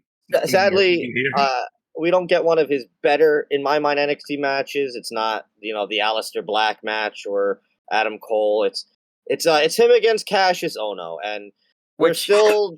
Which is a fucking wild statement. Yes. This is a clash of styles. Clearly they did not mix together. It happens in wrestling. Oh yeah, the match the match is like I love Chris Hero, but like it just did not really hit that well. Also, like, what was the point of this match? Because like it just seemed like a filler match to me. Was there a story going in this? Because like I hear Cassius Ohno, like he didn't really do anything remarkable in his time at NXT, from what I remember. So this is just more of like the same, like he just wants people to say his name gimmick. I think when we were watching, it's continuation of that. I'm making a name for myself. Yeah, right. But when we were watching it, I think it was a case of like, well, we need to get Dream on the card. Who do we have for him to fight? I guess Cassius Ohno. It was. We have nothing for both of you. Both of you are good, so hopefully this works out. And this is Ohno's return, right? From the first time he got let go? Oh, fuck. I don't think it was. A return match on a pay-per-view would be weird. Like, they didn't even mention that on commentary, I think. No, I mean, like, back in, like, this is his first big thing since being back, right? I don't remember what he did before this. I don't remember a lot of what Cassius does. That's what I was saying. Like, that's why I said this match was definitely filler, because I'm like, I don't remember one remarkable thing Cassius Ohno did at NXT. You know, like, I don't really think he was kind of just there as like a background filler. So that's why I was kind of caught off guard, because like Velveteen was like had mystique around him, and like obviously great character, but we all know what happened. But yeah, and there is a lot of just. The Velveteen Dream, like the Sister Abigail DDT that it is now, that Bliss does, that he does to Hero here is terrible. Yeah, he just like turns him and that goes discus. On his knees. The discus. What happened? The fucking discus elbow though. That was sloppy. That was sloppy. What year was this? And that's here, 2018. Like we're talking. This is his second return. This is the return. So he's coming off of the incredible indie run he just had in the UK and in the fucking States. And I think that's another case. They're like, hey, let's put you in there with one of our like up and coming fresh new guys. At this point, he was just a hand for them now. At this point, it's like, hey, you're like, a veteran. You know things. Just work with these guys, these young guys. They have a lot of faith in. That was his role, basically. Patrick, for sure. Velveteen wins with the Purple Rainmaker, the elbow drop from the top rope to put this one. But yeah, I can't get how shitty that fucking pull into the discus elbow was. It looked weird. Like there was like a weird pause and stuff, and because that would be flow. Dream's thing is like anytime he fought someone, he was trying to like mimic them or like play into the style. So like here he's wearing like the boxing shorts because he's the knockout artist. So he tries to play the game, and then it's a major clash of styles that just does not work. Chemistry, man. You can't just throw two random people together. It's not going to work for everyone. It is what it is. It happens. Also, doesn't help that like when we went into this match, we thought, "Wow, this should be good," and it wasn't bad. It was just there. It's the weakest match on the card for me, which is a fucking wild statement, considering who was in the matches and who was super hot at the time. Yeah, this is definitely one of Dream's weakest NXT Takeover matches, if not the weakest. This is also, I think, Hero's last takeover appearance. I don't think he gets another one. He goes to the UK eventually. Well, no. So what's crazy about that, Jay, is I believe he gets let go again, and then they bring him back, and he goes to the UK as a. It's either that or they just sign him and he moves to the UK permanently, and then he's there until COVID, where he gets let go again, and now he's in AEW as a producer. Yes. Next match. Yeah. I did not know he was a producer in AEW. Wow. Okay. I didn't know that. Sadly, Zahaya isn't here. I know he would have had some things to say about this one, but I guess we'll get his thoughts in a minute. We see the Liberty Bell. It's a bell. And then Maria Menounos is here in the crowd. I'm still surprised she's not in the Hall of Fame yet, with the amount of times that they've used her constantly. And she's a fan, so I never have an issue there. We cut backstage. Jonathan Gargano. Oh, a big fan. Yeah, her and Bob Backlund. They're probably fucking. We see Jonathan Gargano backstage with his family and Candice LeRae. She's just coming into the company. Allegedly his family. Yeah. Okay, Jay, we're not starting this. No, I don't believe it. Those were all a bunch of plants and extras. None of them look like any. I choose to believe that those random ass people, minus Candice, or just strangers that they found. None of them. Goes, this will be your family. None of them are related to Jonathan Gargano. Oh, for sure. I mean, you got keep the storyline, keep kayfabe we're alive, talking brother. about his fake family. I was like, what the hell? Oh, you're back. Yeah. Oh, well, dude, you're back just dude. in time. Right. We just went over the the Velveteen Dream and Hero match. Thoughts on your end? I know you had something to say Chris here. Hero's time. Yeah. Brought him off of the hot indie run just to give him two singles matches on Takeover. He did have that 6-man that Adam brought up, but his 2 singles Takeover matches were against the Velveteen Dream, which all perfectly fine. The match is perfectly fine until the end, where they just fucking are like botching the finish and whatever. But his second one is against fucking Lars Sullivan of all people, and I don't. Yeah, that kind of rubbed me the wrong way. So if I had a nickel for every time we had a controversial character at NXT, I'd have 2 nickels, which isn't a lot, but it's weird that it's happened twice. I feel like there's more than 2 though. Well, let's do that. Well, there's only 2 I can think of. That's Lars and fucking Velveteen. That's it. Well, I can think of a few more. I can add a few extra on that. Drew Gulak, half the UK roster. Austin Theory. Oh, right, the fucking Austin Me Too Theory. movement. Oh god, I forgot about that. You're not okay. Josh That's Green. NXT UK though. I mean standard NXT. I mean standard NXT. There's still a few. Right. Austin Theory still in the company. Oh, that's a good point. It's a high. Any thoughts on the Dream? What do you mean? Because again, we've never talked about him before. He's a very talented individual. Had a lot of promise. Ruined it by talking to teenage girls. Fair enough. It is time for our NXT Women's title match. Ember Moon is the new champion because she couldn't beat Asuka, so we gave her the belt. I guess that's exactly what happened. She lost 2 times to Asuka. Asuka said, "I'm out," and then they gave the belt to Ember. While this is going on, we have a new bully on the scene. It's Shayna Baszler, and she's bullying all the girls. So Ember Moon got to stand up to the bully Baszler, and that's this just literally seems like pure. What this yeah, is. I was gonna say I watched the promo package. I'm like, wait, is this just built based off the fact that she's supposedly a bully? This is the most PG era bullshit I've ever fucking heard. I do my There's job. no sustenance. I do my job and kick ass, and everybody's mad at me for it. Yeah, pretty much. Like if Amber's just like, I'm not gonna let you bully my women's roster, and that's basically why this match happens. Never do that voice ever again. I can do whatever the fuck I want. I'm a grown ass man. This is 10 minutes of Shayna works the arm, and I don't know.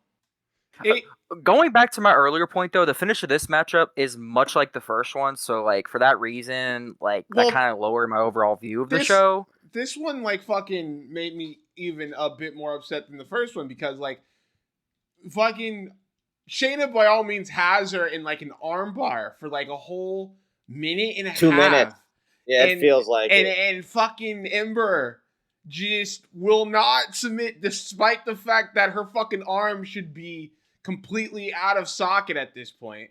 And yeah, then, that's true. Because, like the ring psychology's thrown out the fucking ring. This isn't like a different person who used a cross arm breaker and looked like garbage. No, this is an actual fighter, an MMA fighter trained, whose whole gimmick has been she locks you in and you tap out because she will break your arm. And that's kind of thrown out the water to make Ember look strong, but then you also... I can't get into Ember looking strong when she couldn't even win the belt fairly. And she wins by roll-up. And then the ending, she wins by roll-up, so then what was the point? And then after the end, it's just Shayna gets her fucking lick back by choking on Ember. And that's like, why not just give her the belt then at that point? Like, I understand the whole... Ember yet. Like, I understand the whole idea of, like, a shock factor finish, but, like, to have 2 matches, not even that far apart of each other, and on the same show... and via roll-up, it's like, that's just kind of like a scapegoat, honestly. Like, you guys could come up with, like, better finishes. Yeah, like, and keep in mind, this is the black and gold era of NXT. So, like, the booking in this era was great, but, like, this is, like, one of the times where, like, it's very faulty to an extent. Like, there's no sustenance for the Amber and Baszler match, and the finish just... is a fucking rehash of the Authors of Pain match. It just doesn't make sense. It's very clear they want to wait off until WrestleMania weekend to give her a win, but my goodness, they did not. They did not do a good job protecting. Well, that's the problem at this time is that I remember, like, this time specific. NXT Takeover is like years before this. Like, the whole show, except for like one match, which was usually like a person's debut and it was a squash.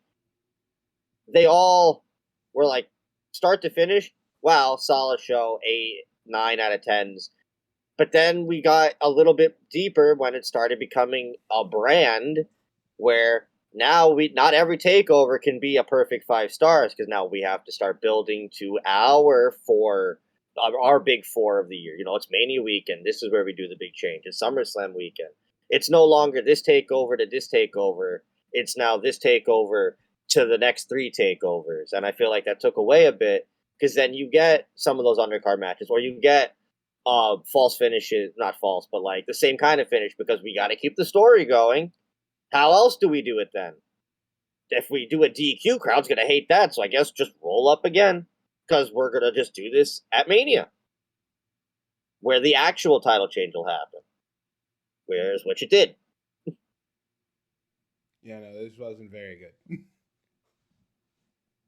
And again, this is like NXT still to this day has never had a women's division, and like for this to not be like this should have easily been a top 2 match if done right.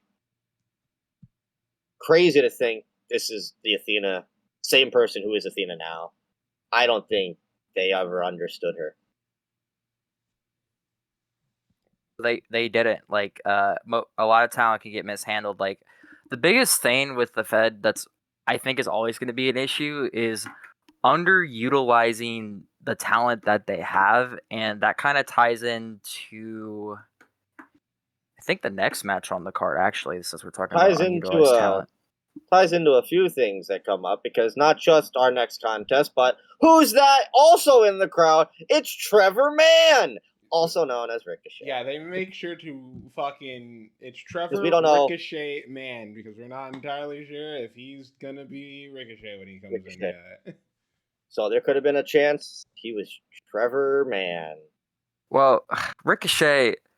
Only thing that I know Ricochet for is, like, maybe 2 things. One, the fucking thing he did with Velveteen Dream where he, like, flipped outside of the ring. And then, that's it. I can't think of anything else relevant when it comes to Ricochet. I know that sounds bad, but, like, I can't.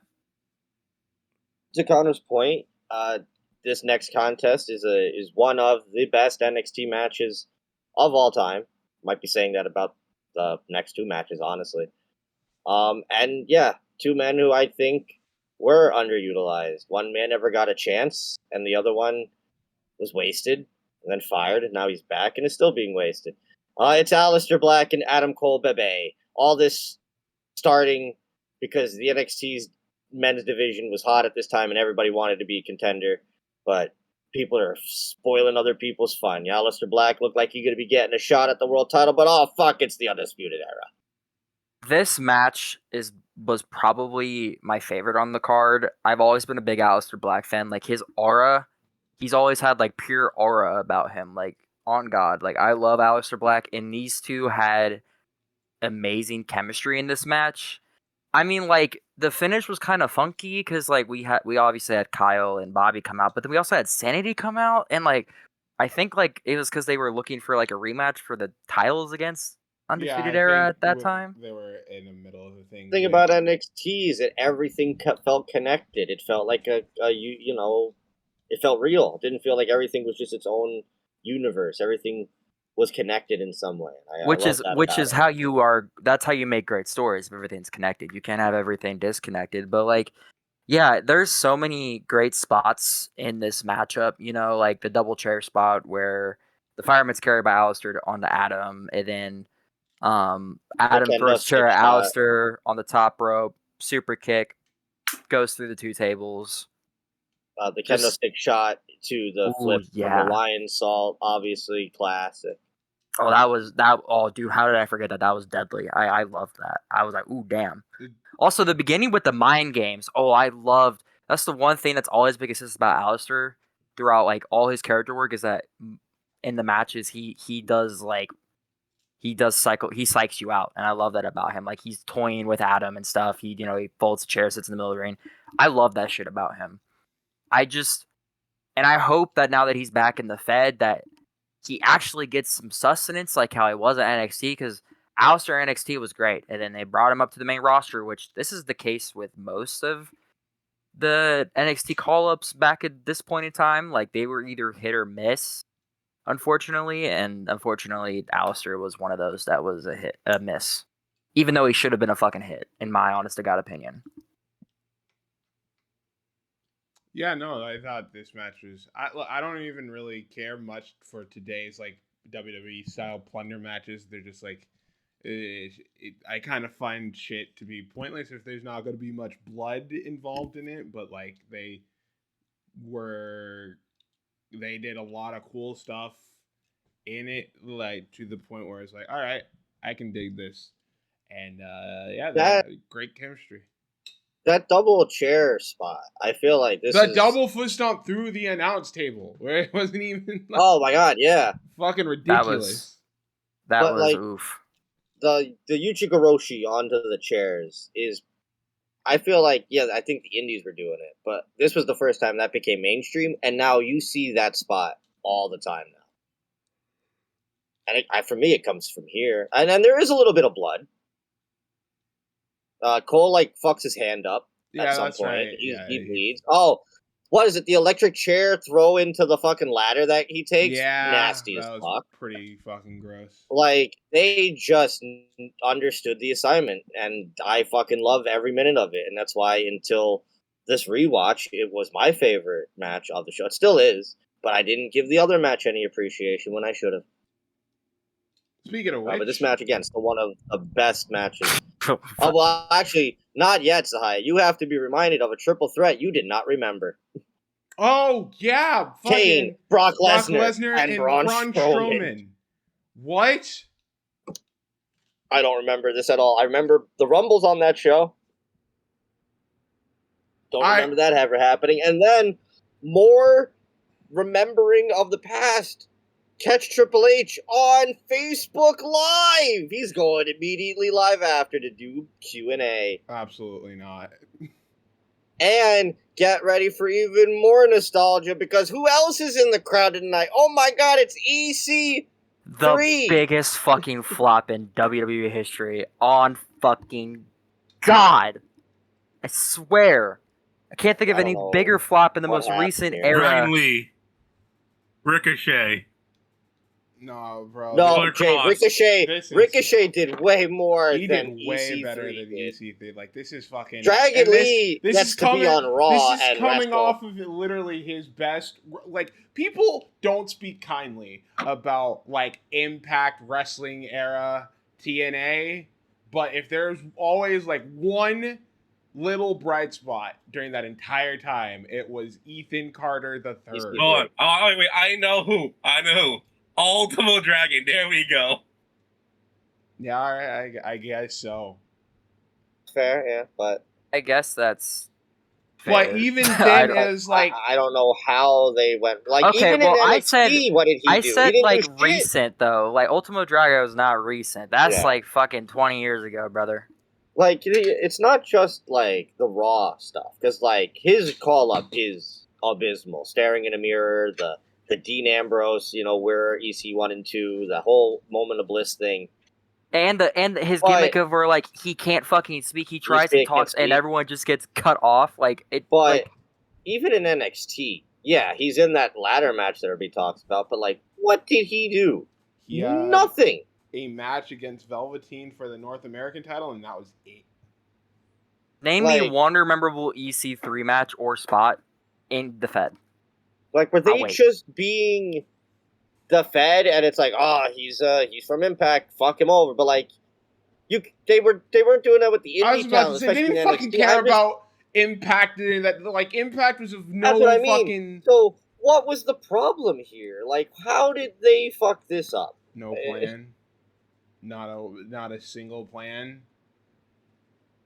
Triple H got him off a name value alone, and then realized it hurt him because, no disrespect to EC3, but he didn't fit the vision of what they were currently doing with NXT at the time, where it's like all these super indie guys kind of taking over like the main event scene. Why he should have just went up to the main roster. And yeah, I agree. I have no idea to this day why he was even ever sent over to NXT in the first place. But it was like there was that was the biggest fucking problem in this point in the Fed, is that like they'd have these big hot names and they would just send them to NXT. I'll I guess defend this in a sense. You guys forget this is the hottest time for NXT. Basically, a lot of these guys who are signing or pretty hoping, well, shit, maybe I'll get a fucking great NXT run. That was the idea.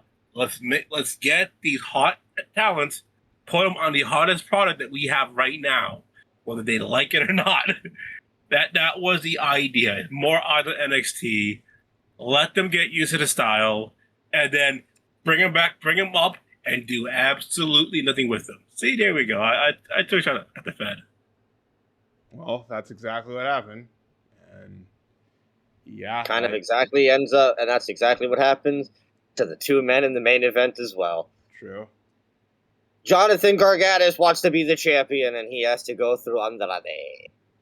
Hold on. Johnny would later on get a decent run up.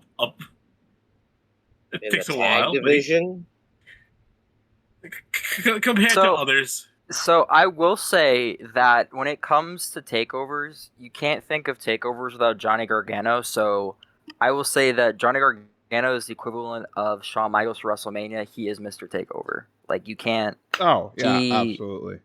Like, Gargano, he's the underdog for this match. Like, this is post DIY breakup. In the video package, he's talking about like how I can get there, and he's rising to the top, and he's gonna beat Andrade and all this stuff. And like, I was excited for this match. This is my first time actually ever seeing the show, and I've only heard good things about this match, and Jesus Christ, did it deliver, in my opinion. It's really good. Very, very, very good. This is my number one favorite Fed match of all time. I adore this match so so about much. That. I fucking love it so much because mainly it's like these two already were coming off of the Cole and Aleister Black thing, and that shit fucked hard. Like, the crowd was like fucking all right. That shit ruled. You could kind of like it showed how you wanted to. Here's like the crowd does not die here. It does not die. Thank God. But just for like the sake of being safe, I would have had maybe the women be semi-main and had that not be the semi, because which is why I was that opportunity. You risk that, but thank God, because holy shit, it's Andrade, and Gargano. I mean, Andrade could still go. Gargano's kind of fallen into the Shinsuke pocket. But it does something that they don't normally do in this company and just let these guys fucking work. It has worked, and they just had a pure pro wrestling match, and they got over by just having a pure pro wrestling match, and it was fucking fantastic. It was like everybody's on the edge of their seats. Like, the more the match kept going, the crowd started getting hotter and hotter for a match. It's exactly what you want. That is the beauty of pro wrestling, and it's all in this one match, and it fucking pains me because they don't do this anymore. So got baited. Because I did not, again, I've only had seen this match once, and it was when it happened. And again, I thought it was fine when it happened, but I didn't fuck with it because it wasn't the Cole and Alistair match. I forgot where Gargano won the belt. I thought this is where he won it. I got baited. Yeah, no. I was like... Zahaya loved that. I was like, oh, wait, you really don't know who wins this match? I thought this is where Gargano won it. Bro, even I hadn't even seen this show, and even I knew that, Adam. That's a massive L, bro. It made the match better for me, honestly. I was like, Jay was... Because I was like, no. If he doesn't remember, just let him watch, because that makes it all the more better. Well, that's Jay. Jay wants chaos. He's a chaotic neutral. That's Jay. I appreciated not being told because I ended up liking the match a lot because it felt like it was the first time I was really seeing it, and I bit at points, and then when it ended, I was like, oh, rats. I kind of wanted him to win the belt. I was like, oh, shit, that match didn't... Oh, man. That match... No, so many freaking close calls in this matchup, too, and... well done, man. The beginning of the match with all the lockups and stuff and moving around the ring and stuff, it's beautiful to see, and don't worry, because eventually he's gonna win that belt, and there'll be a time where people stop caring about him. Yeah. Oh, dude, I remember. God, which Rumble was it? Like, I'm here to ruin your day. It was. Yeah, you always ruin our day, Jay. Anyway, there was a Royal Rumble, like 2-3 years ago. Gargano came out. Huh? What does that supposed to mean? Not now. I don't know. There was a Rumble a few years ago. Gargano comes out, no fucking reaction, not even one cheer. Arena is dead silent. I think this was the 2022 Rumble, I'd like to say. He came out to no crowd reaction at all. Oh, I'm getting PTSD, Zahaya. Yeah, well. Oh, what a terrible... Oh... He left where all the smarks went. He wanted to go where the smart crowd was. Should have went to the other place, but he's loyal to Paul Levesque. So I've told you why already. At this point, it's because he has family, and guess what company gonna give? Yeah, we all saw him when his fucking redheaded aunt backstage. Yeah, his redheaded aunt, Gargano. Right? Well, it's like a case of like Matt Cardona. You know, he's a fucking Fed dick rider. You know, and he was in the Fed for years. So it's like Gargano's basically what Zach was. If he left the fucking Fed, he'd probably be better off wholeheartedly. You know, like look at Zack Ryder. When he became Matt Cardona, he's the fucking indie deathmatch king now, dude. Like, Matt Cardona's over as fuck. So, I mean, like... He's the best. Andrade gets the victory here in the end with a draping hammerlock DDT. That should be in the video game. Gargano we gotta talk about that one fucking... The double knees into the fucking repost corner. That fucking thud, oh, my dude. God. That fucking thud killed him. I can't believe you forgot to mention that, dude. That fucking thud. Oh, I mean, you guys have options. Go ahead. Like, God, it was nasty. But yeah, he ends up getting the victory. He wins. He's actually gonna be at the Rumble the day after this. So, and then Gargano. Was it? It's him, Alistair, and Cole, right? Or is it just Cole? It's Cole. Just Cole. I think Ty also, that's his debut as well. Yeah, because Cole's got the bandages in that one. Isn't this this the one where isn't this one where Mysterio returns? Yeah. Okay, so yeah, it was Cole, it was Andrade, and the third one was. Was it? Yeah. No, I don't think. Was it Ty? Was it? No, Sean yeah, Spears? it was Ty. Ty came in It at was 10. Ty. Yeah, Yeah, it was Sean Spears. We have to cover that show. We've never done it. Royal Rumble seasons around the corner. But yeah, Gargano is all sad. Candice is here. Picks him up, and then they walk backwards, gets a standing ovation from the crowd, turns his back, and then of fucking course, crutch to the spine by a returning Tommaso Ciampa. And that is how as we build to Dallas. New Orleans. Sorry, I must praise my boy Tommaso, because at this time, he is the most hated man on NXT. He is every group I was in on Facebook hated this man. He was vilified, and I love him to death. He might have been the top heel in pro wrestling by the time he comes back. Was. But you know what? That little fucking bitch Johnny deserves it. Tommaso's right. You got to bully to bring some character to them. That's exactly what Tommaso did. So I kind of got to agree with Jay here. Yeah. And that's how we ended up NXT Takeover Philadelphia. It is okay. In my opinion, it's not the greatest takeover. Like the first half of the show is like not the best, like not the strongest like in-ring wise is that they've ever done. But these last two matches are like literally perfect. First three are just like filler to the main matches. Like this was honestly a 2-match super show. Yeah. Oh god. It's the 2 matches and the post-match angle at the end of the main event.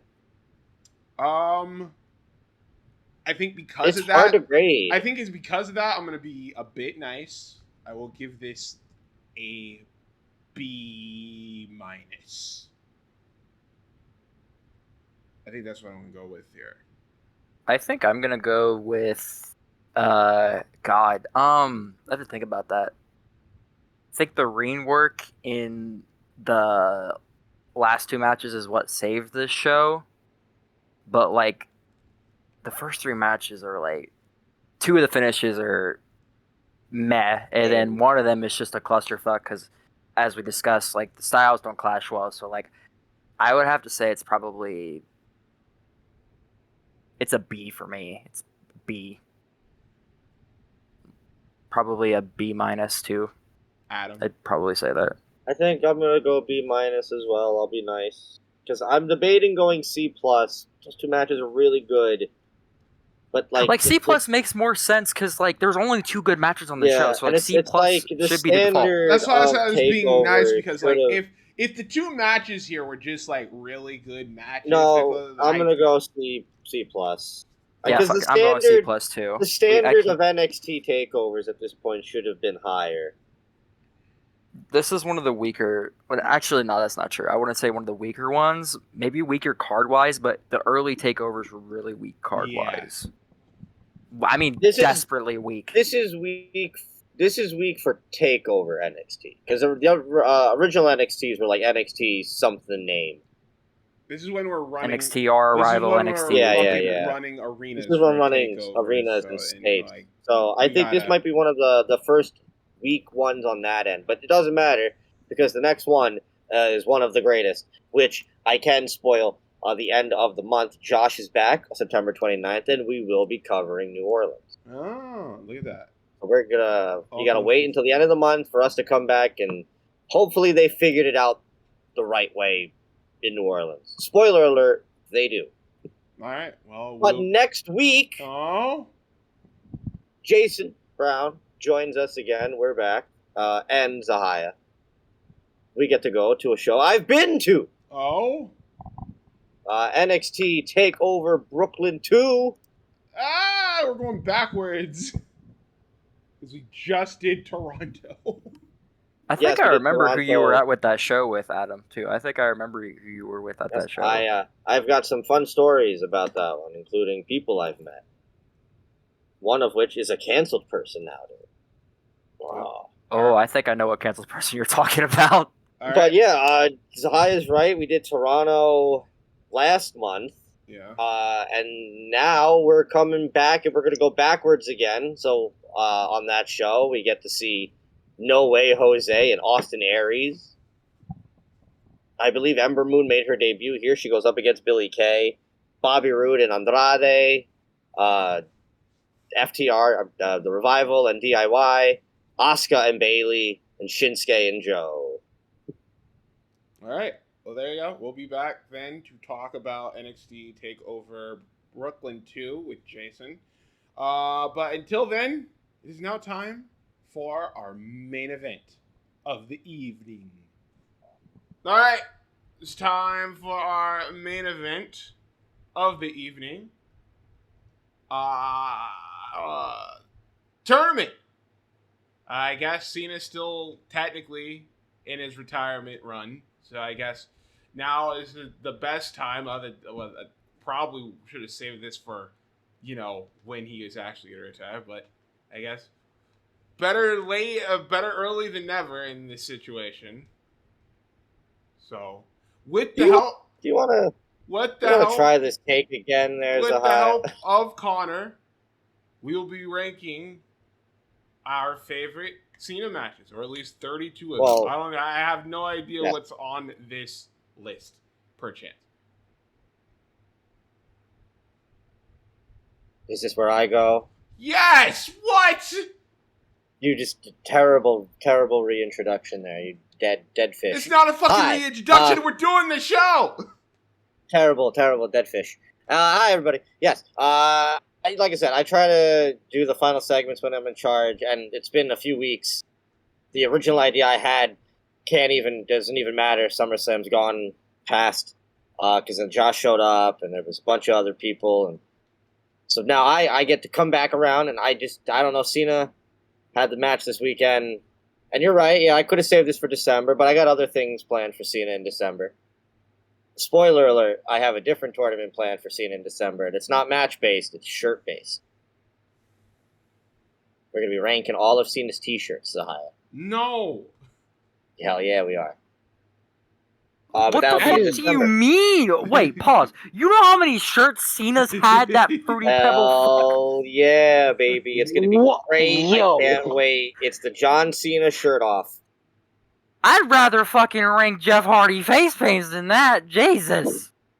We are going to give John Cena the... Hey, look, I'm in charge of the Cena portion of December's retirement month. Sahaya's in charge of whatever the hell he's going to do with Tanahashi. Be boring. Well, I can tell you one goddamn thing. I ain't going to be part of that. That's like 2,000 shirts. You can count me the fuck out. Boo. But until then, I thought, why not we do a little tournament on matches? We've already done a few of these tournaments match-wise. We've been recently doing our best match ever brackets tournament we've done with the past two British men. But why not we do some John Cena? And Zahaya, I put this together. Cage match helped me out here. I decided a few caveats. I didn't do any kind of multi-man matches over like a fatal four-way. So like no chambers, no Royal Rumbles, no Money in the Banks. It's too much of a stipulation. It's not really the focus of Cena. So we have a few of those in here, not many. With the help of Cage match, and then just a few extras that I threw in there sporadically. I figured 32 matches out across John Cena's illustrious career, and we're going to figure out, the three of us, which one of these 32 matches definitively is the best John Cena match. Criteria: the build counts, the match counts, the aftermath also counts. I'm not going with any of that shit, bro. I'm just going what the fuck you mean? Going off of what I like and I don't like. This is a tournament to decide the best Cena match. We have criteria. You shove it up your ass. How about you play the game? I am. I will be here for backup just in case people didn't. Connor, are you ready to go through the Dr. Thugonomics career? Yes, sir. We start off then with match number 1 in the bracket. Bragging rights 2009, 1 hour Iron Man, anything goes between Cena and Orton, or No Mercy 2003, Kurt Angle, John Cena. I mean, so the second best Cena Orton match against Kurt and Cena. I mean, we were already in like fucking year 2 of this never-ending feud with Cena and Orton, and I just already wanted it to fucking end. I wanted it to stop. The match is good. This is all I got. It didn't need to be... It is their highest rated cage match. I bet it is. Angle and Cena is from what I remember is pretty good, but it's rookie Cena. It's like obviously Angle was doing a lot of the heavy lifting in that match, but I think I would have to go with the Iron Man match in this situation.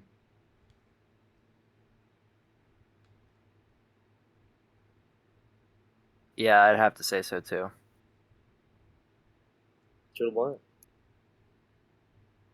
Fight number 2, once in a lifetime between John Cena and The Rock, or the WrestleMania 23 rematch on Raw between John Cena and Shawn Michaels. Is that the one that happened in the UK that was 1 hour? Yes. Oh, hands fucking down, it's the rematch. Fuck Rock. I'm about to say that's easy. That's way too easy. That's fucking easy. But now, Zai, we've gone through it. I mean, we went through it earlier this year.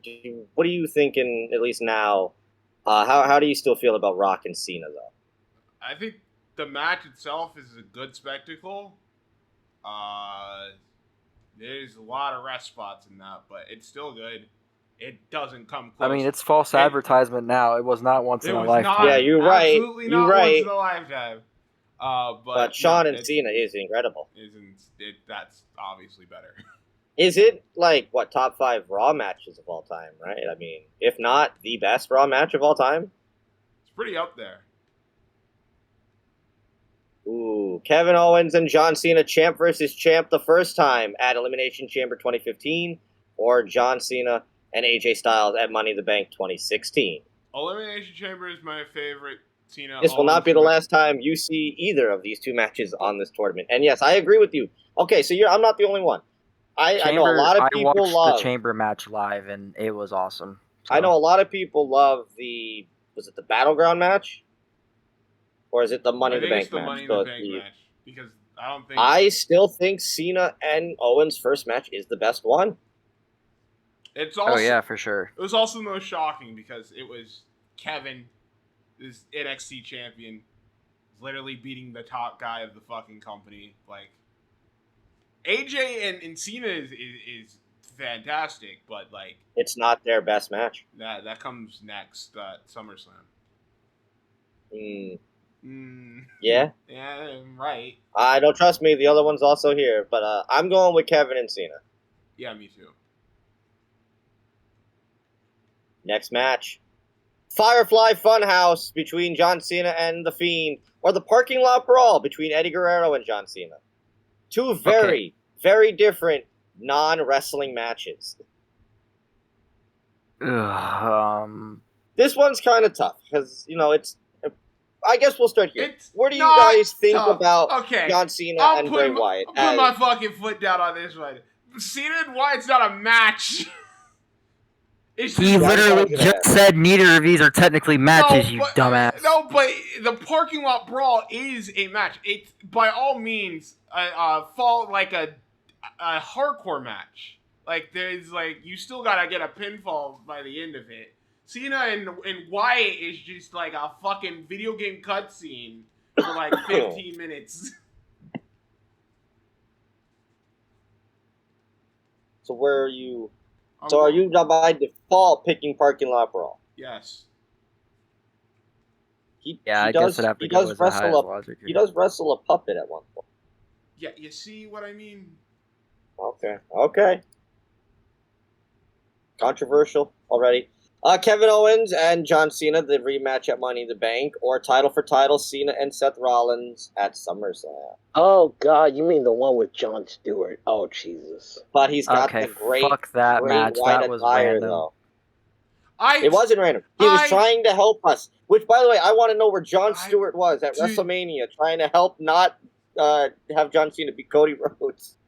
I fucking love that Cena and Rollins match. It's so fucking good. And then you get to the ending with Stewart, and it's like, fucking why?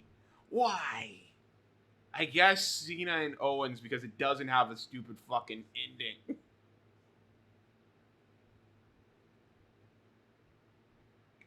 Connor Adam. Owens versus Cena. Sorry, I fucking hate Jon Stewart. I like I mean, Cena and Seth match. I do like Jon Stewart. I just don't like he was involved in the match. I'm picking Cena and Seth. Okay, it don't I matter. think I lost. Yeah. Yeah. Next match.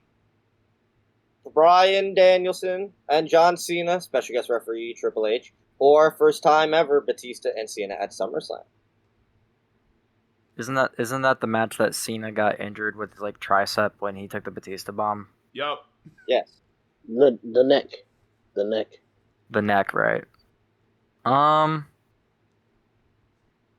SummerSlam special moment for Bryan, but gets ruined because Orton cashed in. He got fucked over. Great match though between Daniel and Cena him. works that match with like that giant golf ball in his elbow, and I think Bryan and Cena is kind of underrated because it gets overshadowed by the cash-in. I'm picking Bryan and Cena. I'm picking Bryan and Cena too. I am also picking Bryan and Cena because it is one of the greatest SummerSlam matches of all time. A match kind of helped it too. A match we just watched, Zahaya. No. JBL and John Cena. I Quit, Judgment Day for the championship, or Night of Champions, CM Punk, John Cena in the Yankees gear. That match with Punk and Cena had a fucked finish, right? It did. Didn't it? Yeah, because both of their shoulders are pinned. Double pinfall. Yeah. I don't really remember the match content. I just remember the stupid fucking finish. That JBL match, though, that Cena bleeding image is ingrained in my brain. It might be a bit of recency bias because we just watched this past weekend, but I gotta give it to JBL and Cena. I would argue that literally, when you guys asked me the question of the greatest John Cena match of all time, my mind went to the JBL match immediately. It's hard not to because it really makes. We were saying it. It's the match that definitively makes Cena the top guy. Yep. And look, I would say the Night of Champions match between Punk and Cena is like their second best match they had on pay-per-view, but yeah, no, Cena and JBL, that was fucking phenomenal stuff. It stuck to the strengths of both guys. They're not. It's JBL's best singles match. Yes, by far. It's great. A fight. It really is a fight, and even like the start of it, it's just they fight. There's no collar and elbow bullshit. JBL and Cena moves on. Shawn Michaels and John Cena from WrestleMania or the Fatal Four. What are you talking about? No Fatal 4-Way. No, I said anything above a 4-way. All right. Fatal 4-Way: Shawn, Cena, Edge, and Orton. If you're gonna break the rule for any match, that is the match. Care for their WrestleMania match. I know you don't, and I think you're still crazy. That 4-way though might be one of the best. That 4-way had a clean finish though. I ain't gonna lie. Fatal 4-Way has one of the best. It's really good. Finishes. It did. I've seen it. It had a clean finish. I have to go with the 4-way. I'm picking the 4-way, honestly. 4-way.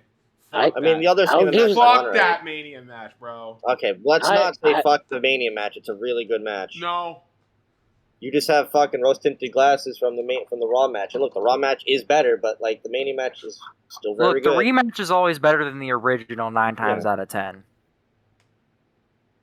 We move on. AJ and Cena from SummerSlam, or Cena and Orton, the first time ever at SummerSlam. I went to that show. First time ever. I mean, that's the start of a historical feud, but also that match with AJ at SummerSlam, wasn't that their first encounter? The second. The first one was at Money in the Bank. Is the SummerSlam one or the Rumble one where they don't leave the ring at all? It's the Rumble, I think. The Rumble where Cena wins his 16th? Yeah. If you're wondering, Cena and Orton is only on here because, one, it is highly rated on Cage Match, and Dave also gave it 4 stars. And also, I was there. And it's the first time of their encounter, so I thought it made sense to have it on here. That middle portion of the match is pretty rough. Harrowing, bro. But AJ and Cena, man, they just couldn't do bad. And they put it does have a fucked finish though, right? No, the first one has the fucked this finish. Is, the first one this is the one with AJ clean. goes over fucking clean as a sheet. I think I'm going SummerSlam. They're both SummerSlam. I'm sorry. I'm going AJ SummerSlam. AJ, I want to go for Orton. Oh, I'm not going because it's. Well, no, go ahead. Explain. Because if it's the first encounter, that's the start of a historical feud. Yes, I mean, Cesaro said it earlier, but like the year 2, he's like, "I fucking hate it." But like, Orton and Cena's like, fucking pivotal for like feuds in the 2000s and late 2000s, early 2010s. Because like, anytime you think of Cena, you think of Orton, and when you think of Orton, you think of Cena. Because like, it's one of the most frequent matches in that time period. You know, you can't go wrong with that. Tiebreaker. It is very historical. I think for my taste, though, I gotta go with Cena and AJ on my end because I love that match. Oh my god! And John Cena. Oh, that's the okay. Sorry, that is supposed to be the Royal Rumble match. Umaga and John Cena from the Royal Rumble of 07. I put the New Year's one. The wrong card. Against John Cena and Triple H from Night of Champions 08. No disrespect to Cena and Triple H, because that's a perfectly fine match. It is not Cena and Umaga, last man standing. Cena and Umaga wholeheartedly, 100%. One of the best matches in that company's history. It made Umaga a star. Oh, brother. Oh, my John Cena and Edge, TLC Unforgiven, or John Cena and CM Punk on Raw in 2020. That was the last time they faced each other until recently, so that's a historical matchup too. That's the match where Cena pulled out the power driver on Punk, a move that was banned in the Fed for years. No, Punk did it on Cena. Punk did it on Cena, right? Fuck, sorry. These are two really good matches and very important for different reasons. I ain't voting, but Unforgiven. Ooh. That's very easy. I want to know what are you feeling here? Because that damn promo package, oh my god. I have a feeling that their other match is on here. I love their Raw match to death. However, seeing knowing that I know that their other match is on here, and this is probably my favorite Cena and Edge match, I think I'll give it to Cena and Edge TLC on this occasion. Yeah, isn't that the match where like it ends with like Cena AAing him off like the ladder into 2 tables? Yes. Yep, and he lands butt first. You call it an AA. Well, the FU, whatever. Okay, I grew up as a PG-free fucking kid. Trust me, I get it. Just don't, jeez. Adam, we get it. You're old. Get over yourself. Anyway, moving on. Seriously. I'm dying anyway. Yeah, I'm picking the Unforgiven. Royal Rumble, AJ and Cena, or Triple Threat, Kurt, Cena, and Shawn from Taboo Tuesday. I could not find the match Taboo card. Tuesday was even a pay-per-view. Couldn't find the match card that did not have Big Show and Kate also attached to it. Probably because it doesn't exist. I think the Triple Threat is on here. Cage match ratings. Again, I tried to not make this completely biased. But that Royal Rumble match does not leave the ring, and I think it's so rare nowadays to get a match like that. I don't. Because I don't like the Royal Rumble match as much as the SummerSlam match. However, that last match was, if I remember correctly, the finish was double FU or whatever. I think that was like the first time he ever did the roll through AA. Yeah, like he did it roll through again. I think like before that, the setup was that AJ was looking for the phenomenal forearm and Cena like caught him. I think that's how the match ended. I watched it live, so I think that's how it ended. I don't really remember though. I remember that that was the first time he did the roll through AA. And what's your defense on the Triple Threat then? Don't really have one. It's just a good match. Oh. It's a good main event to cap off a, clunky show, but I don't think it's coming close to the Rumble. I'm going to pick the Rumble, too, yeah. We'll see how it goes. There it is. CM Punk and John Cena from Money in the Bank 2011. Or Cesaro and John Cena from the Open Challenge U.S. title on Raw. I've seen both of these matches. Sorry, Punk and Cena all the way. What type of fucking question is this? Yeah, hey, look, it's the bad hand that the Cesaro match got. Yeah, that's a... CM Punk and John Cena from SummerSlam with Triple H special guest referee.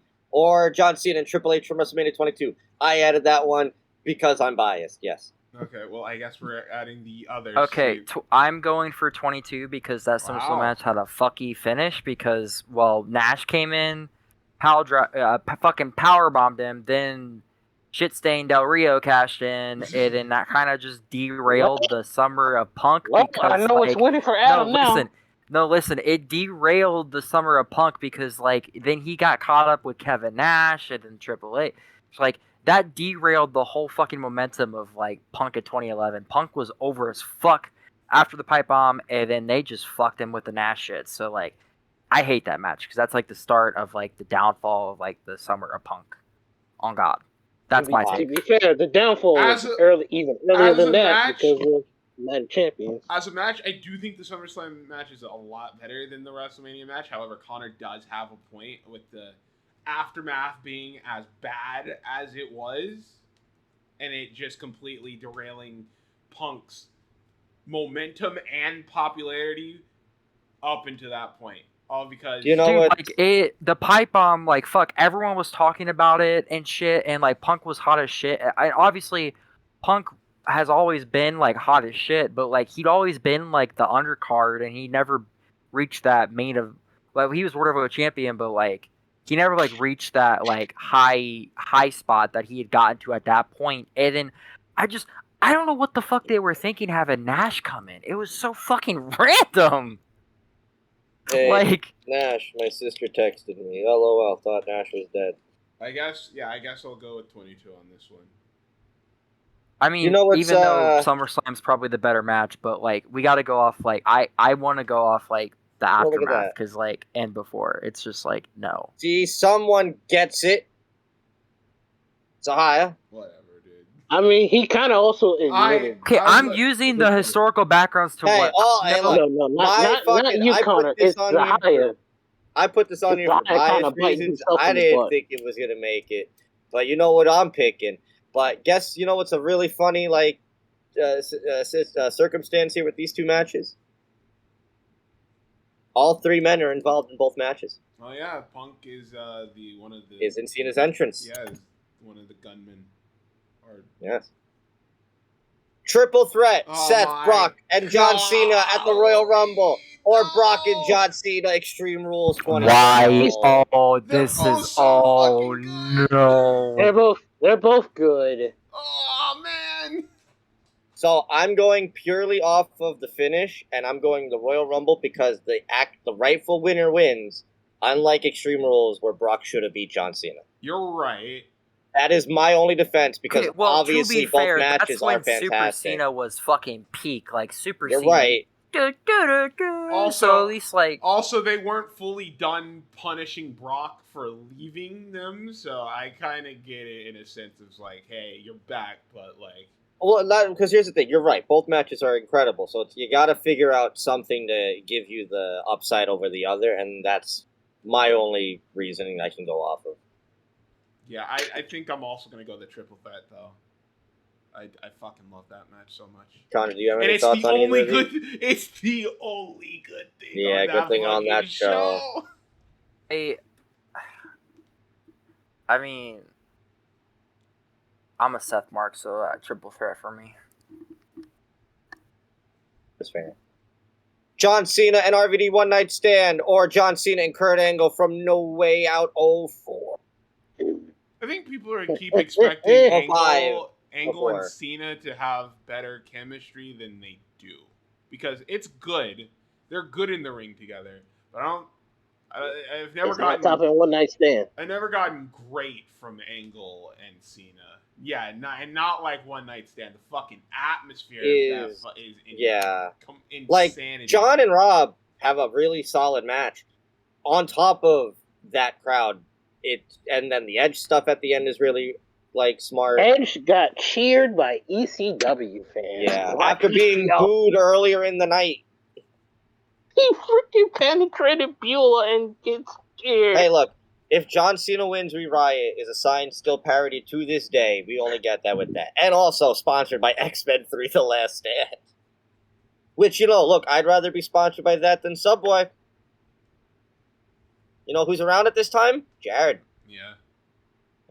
Anyway.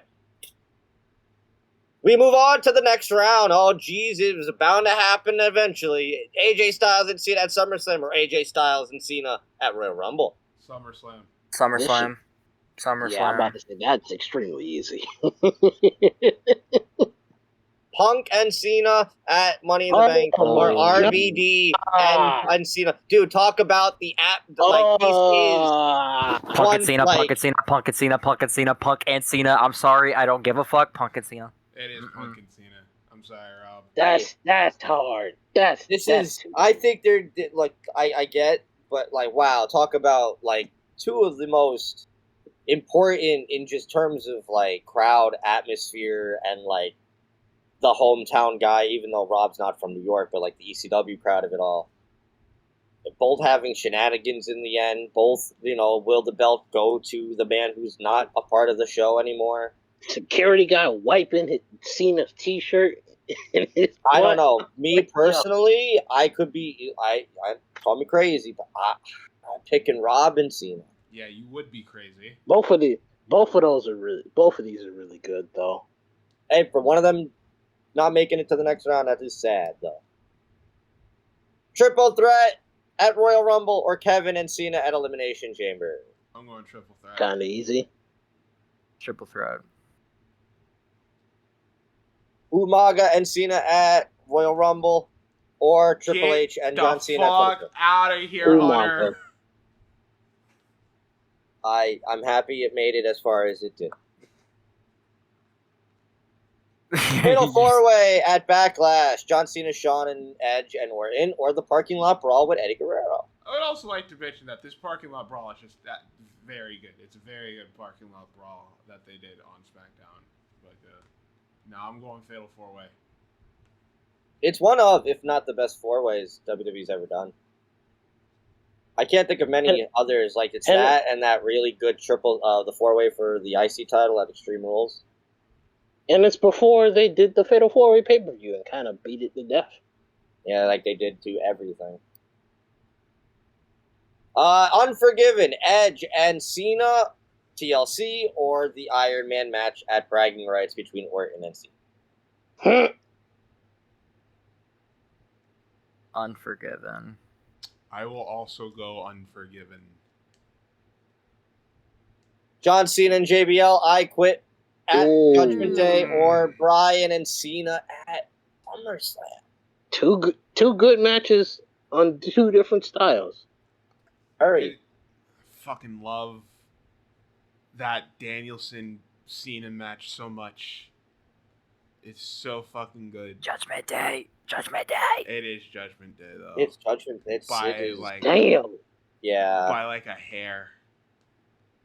And our last match in this round, Kevin Owens and Cena at Money in the Bank, or Shawn and Cena on Raw. Shawn and Cena. Yeah. Poor KO. He stood no chance. Final 8, Unforgiven, TLC, Edge and Cena, or Cena and Styles. Unforgiven. Pain. I'm going SummerSlam. Pain. Would you like to explain your reasonings? I'm just the edge head, so like that's my explanation. I think that SummerSlam match did more for AJ than the TLC match did for Edge. Because Edge was... you know what? That's actually valid. No, I reverse it. SummerSlam, yeah. Well, go ahead, Zaya. You can still finish your point. No, I was just saying, it's like, because Edge doesn't become... Even though Edge wins the title, like, he doesn't become the dude that we know until Foley. You're right, but this is after Foley. Is it? Oh, yeah, that's right. I don't know, man. He didn't need to lose the belt in Toronto, bro. That match is also too good. Fatal 4-Way, Backlash, or I Bye, Quit with Sean. JBL. Bye, Edge. Bye, Orton. Yeah, Judgment it's Day. too good. JBL is really about to. Ooh, Oh. Umaga and Cena at Royal Rumble in the Oh Last my Man God. Standing, or Shawn and Cena on Raw. Oh God. Oh no. Oh, this is tough. I'm going to give my reason, and I think my reason is pretty valid. One of them doesn't have a commercial break that disrupts the flow. Right. It is a Raw match. There's like 3 commercial breaks. Because it's so long. Now, granted, for like the 15 minutes you get to see, it's all great. Yeah. But then you cut the commercial and you're like, fuck. And I don't think they've ever uploaded that match commercial for like the non-commercial broadcast of it, which I'm surprised they've never done. Imagine being someone who saw that Raw match live. You got to see that full thing. No in-between, no issues. Like, who knows what they were doing that we didn't get to see. Again, going back to what I had to do earlier with the triple threat, both matches fantastic. I just have to go off of the one that I know I get to see the full conclusion to, and I picked the Umaga match. Also, there's blood. That's my argument. Yeah, I'm gonna go with the basically because of what you said with the Cena and Umaga just nonstop until the end, no commercials. They have the benefit of that, so yeah, I'll go last. And I think Umaga, still to this day, is the best monster that Cena's ever fought that still looked good afterwards. That's fair. Kali didn't work out. Fucking look what happened to Tensai. Even though Tensai beat Cena clean, which is weird. It didn't mean shit in the end. Connor, any thoughts? Probably, I'm gonna go with the. Fuck, this is really hard. I've been quiet because I've been thinking about it. Oh God. Do you like your technical masterpiece or do you like your violence? Umaga. Yeah. Our last match, triple threat, or oh Cena my God. Punk, Cena and Punk. I don't give a fuck. Cena and Punk. Yeah. Is that your favorite match of all time, God? Honestly, yes, my top 3. It's that one. Then we got actually I don't want to take away time from the segment. Well, if you had it, you could. Yeah. But yeah. Yeah, it's all right. Punk Well, Saya. Yeah, all right. It's probably my number 1 in my top 3. So here we go. Punk and Cena, or AJ and Cena. Punk and Cena. I don't give a fuck. Yeah, sorry. AJ. I'm biased saying that. I'm sorry, you guys, but this match needs to make it to the top 2. I Quit with JBL. Oh, Last Man no, bro. Jesus. Both matches violent. Both matches are crazy good. But is it both of these JBL and matches Cena crazy though? It is though. Yes, That's the problem. That promo leading, We'd be reminded of how Cena bled like a goddamn pig. No, he also bled like a pig in the Umaga match. I could be wrong, but it's I've like not the seen Umaga the Umaga match so I wouldn't know. with Cena. The first time, like, the ropes got used in a match in the WWE, like, I don't remember them, like, taking the rope apart like that before then. I wouldn't have any memory of it beforehand. But, like, I just, like, him doing that to Umaga and, like, choking him out with the STF was, like, watching that when it happened was like, holy shit. And then they referenced that in the Cody match. I'm just gonna go with Last Man Standing because I like Umaga better than I like Bradshaw. I'm picking the I Quit match. It's tough because both of these are really good. I think Connor's also going I Quit because he hasn't watched Umaga and Cena. Also, if you're wondering, I did leave off Cody and Cena from SummerSlam. Good. I think it is too soon to put that in there. Yeah, no shit, Sherlock. All right, so this is in your finals. I Quit with JBL or Cena and Punk at Money Now in the this Bank? is the hardest fucking question of my goddamn life right here because these are So Cena's top 2 fucking matches. are- Let's have a These- discussion then here. It's literally technical violence. So the Cena JBL match, it made Cena. There's no question about it. It turned him into. It's like I said. It turned him into just a rapper with a fan base to the literal ace of the company. After this, he was a completely made man. He was the guy for the company for the next fucking 20 years afterwards. Cena and Punk, though, is godly professional wrestling. And it's godly professional wrestling in front of a fucking hostile crowd that wants nothing to do with Cena. And it's one of the best stories that they've ever told, just like professional wrestling wise. And they fuck it up. Yeah, I'm aware, but on that one night, they got it right. They got it right. You also get an infamous Punk meme out of that match. The kissing of the title while he's waving goodbye to Vince. A figure where you can do that. I need it. But arguably, you have just as iconic of a moment with Cena and JBL where Cena just rams him through that glass. And it's like, yo, this is difficult. Also, here's gonna be my argument, okay? This is a John Cena best match, right? Uh-huh. The Cena match with Punk, the most memorable moment in that match is him blowing the kiss. Yeah. The most memorable thing about John Cena and JBL is him holding that belt and the other belt covered in blood. Mm-hmm. Who is the star at the end of either of these two matches is where I have to put the lie. Cena is the star at the end of his. The Punk match, Punk is the star. That match is more about Punk than it is about Cena. Cena and then JBL is all about Cena. That's my argument.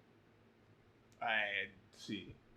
But in the same sense, that match does not work if it doesn't have Cena and his reputation and everything built up to that point. If Punk just beats another guy on the fucking roster for the belt, then, like, you know, fucking congrats. But it really doesn't do much. This is literally the top guy. So Cena is as big of a part of this match as anybody because it really could have gone any way during that match. And that is what made it so fucking special because you didn't know which way it was going to turn out by the end of it. The melodrama, the interference, the promo package, the general chaos of that whole thing. There's so much to go on. All I have to say, I'm going with Cena and Punk on this one. Picking the I Quit. So Connor, it comes down to you. And if you want to throw out any reasonings here for which one. Oh god. Why does it gotta come down to me? It's only fair that it comes down to you, because both of these are really good. Do I let my bias in me being a Punk diehard, or do I? Oh my god.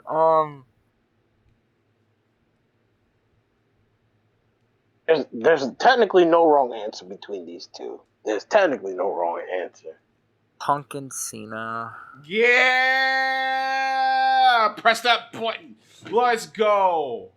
And with that, Punk and Cena is officially the best John Cena match, according to us here at the Four Post Massacre Podcast. Runner-up I'm just JBL happy those two made it in the final two, because that's all that matters. So what did we learn here today about good old Jonathan Felix Anthony Cena? I think he gets a bad rap still. Wholeheartedly, he does. He gets a bad rap because all of these matches are pretty damn good. We highlighted all of his good 32 fantastic matches.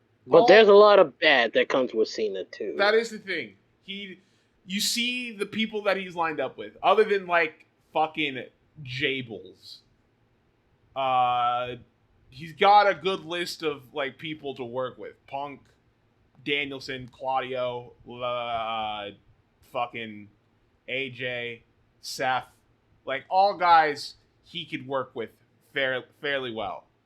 And then you had the just fucking guys we were trying out with like Tensai, Wade Barrett, fucking all those guys.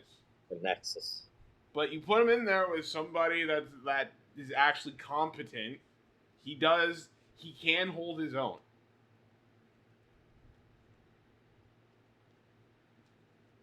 For sure. Oh, but that's that's the end of the tournament. Cena and Punk at Money in the Bank is our favorite Cena match of all time, according to the Four Post Massacre Podcast. I honestly, up until a certain Gargano and Almas match, I believe that was the greatest match in WWE, bar none. I don't know. It's very hard to get that type of situation again. And it ends up being the next 5-star match, so I mean. True. But it's a drought until then. Let us know what you guys think. If we got it right, if we got it wrong, if there's anything that we should have added, let us know, and we'll be sure to get back with y'all on that one. But until then, that's how we're gonna end things off for tonight's podcast. So we did it. Connor, can you please tell all these wonderful people where they can find you over the internet? You can find me over on Vigilant Pro Wrestling, or you can find me. Honestly, I can't fucking think. I'm brain dead right now. The social media handles. Like my personals? Oh no! I mean anything you want to share. Your wrestling, okay. your wrestling history stuff. Right. I just made a.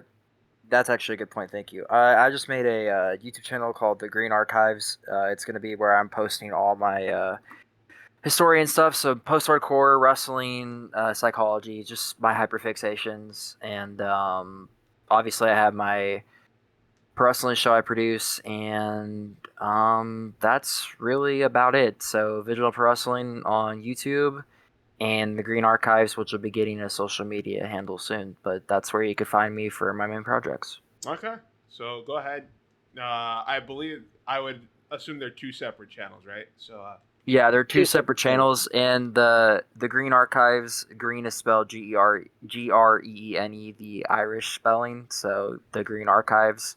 I'm not sure if it'll pop up because it's a brand new channel and there's only 4 subs, but yeah.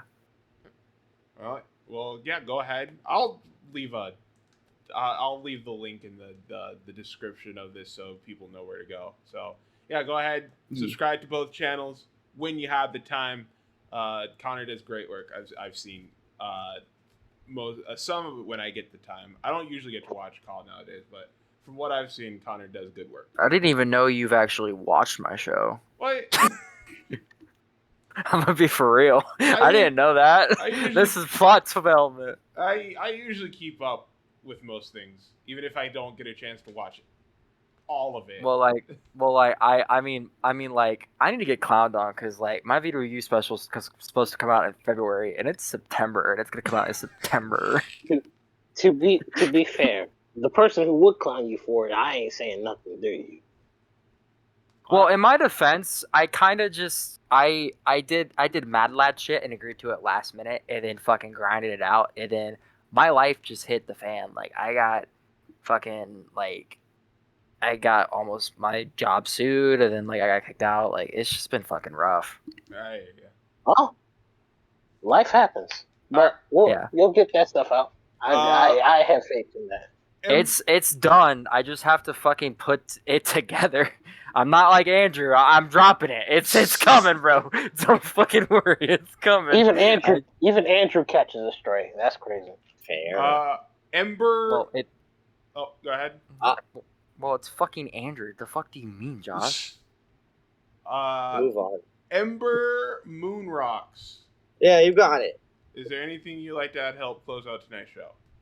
As always, support independent pro wrestling is the backbone of our industry, so please go out of your way, find your local indie, give them some support, because you never know, one of these days, well, I guess they won't be able to fight John Cena, but they might fight the next John Cena. That's it. What do you want from me? All right. Well, until then, we'll be back to talk about more pro wrestling, AEW, WWE, New Japan, and Indie Spotlight, as always. Next episode, what is our retro? Jason is back on the show, and we're going, yes, NXT Takeover Brooklyn 2. I was there. Oh. We get to go back to Brooklyn. Like, crime time. Yeah, I heard you. Okay. I was there. Oh, that's awesome. We just watched Toronto, so we're doing this shit backwards. Yeah, we are. But until then, yeah, we'll be doing Takeover Brooklyn with Jason next time. And then in our main event... It's your turn. It is my turn. And yep. I did have something in mind that I will have to go over with you after the show is over. But that's it for the podcast. Thanks for listening, everybody. Just as a reminder, we are now on Apple Podcast and YouTube Podcast, so you can check us out on YouTube. There. So you can check us out on YouTube, subscribe to the channel, because we're also doing our Four Post Massacre Universe Mode series, Saturday Night's Main Event. Episode 3 should be out by the time SummerSlam and the Go Home this weekend. Yes. And currently working on possibly a Spotify account, so I'll let you guys know how that goes as we're moving on up to East Side. But until then, thanks for listening, everybody. Take care, and yeah. Spike your hair. Spike your hair. You went along with it. I might as well.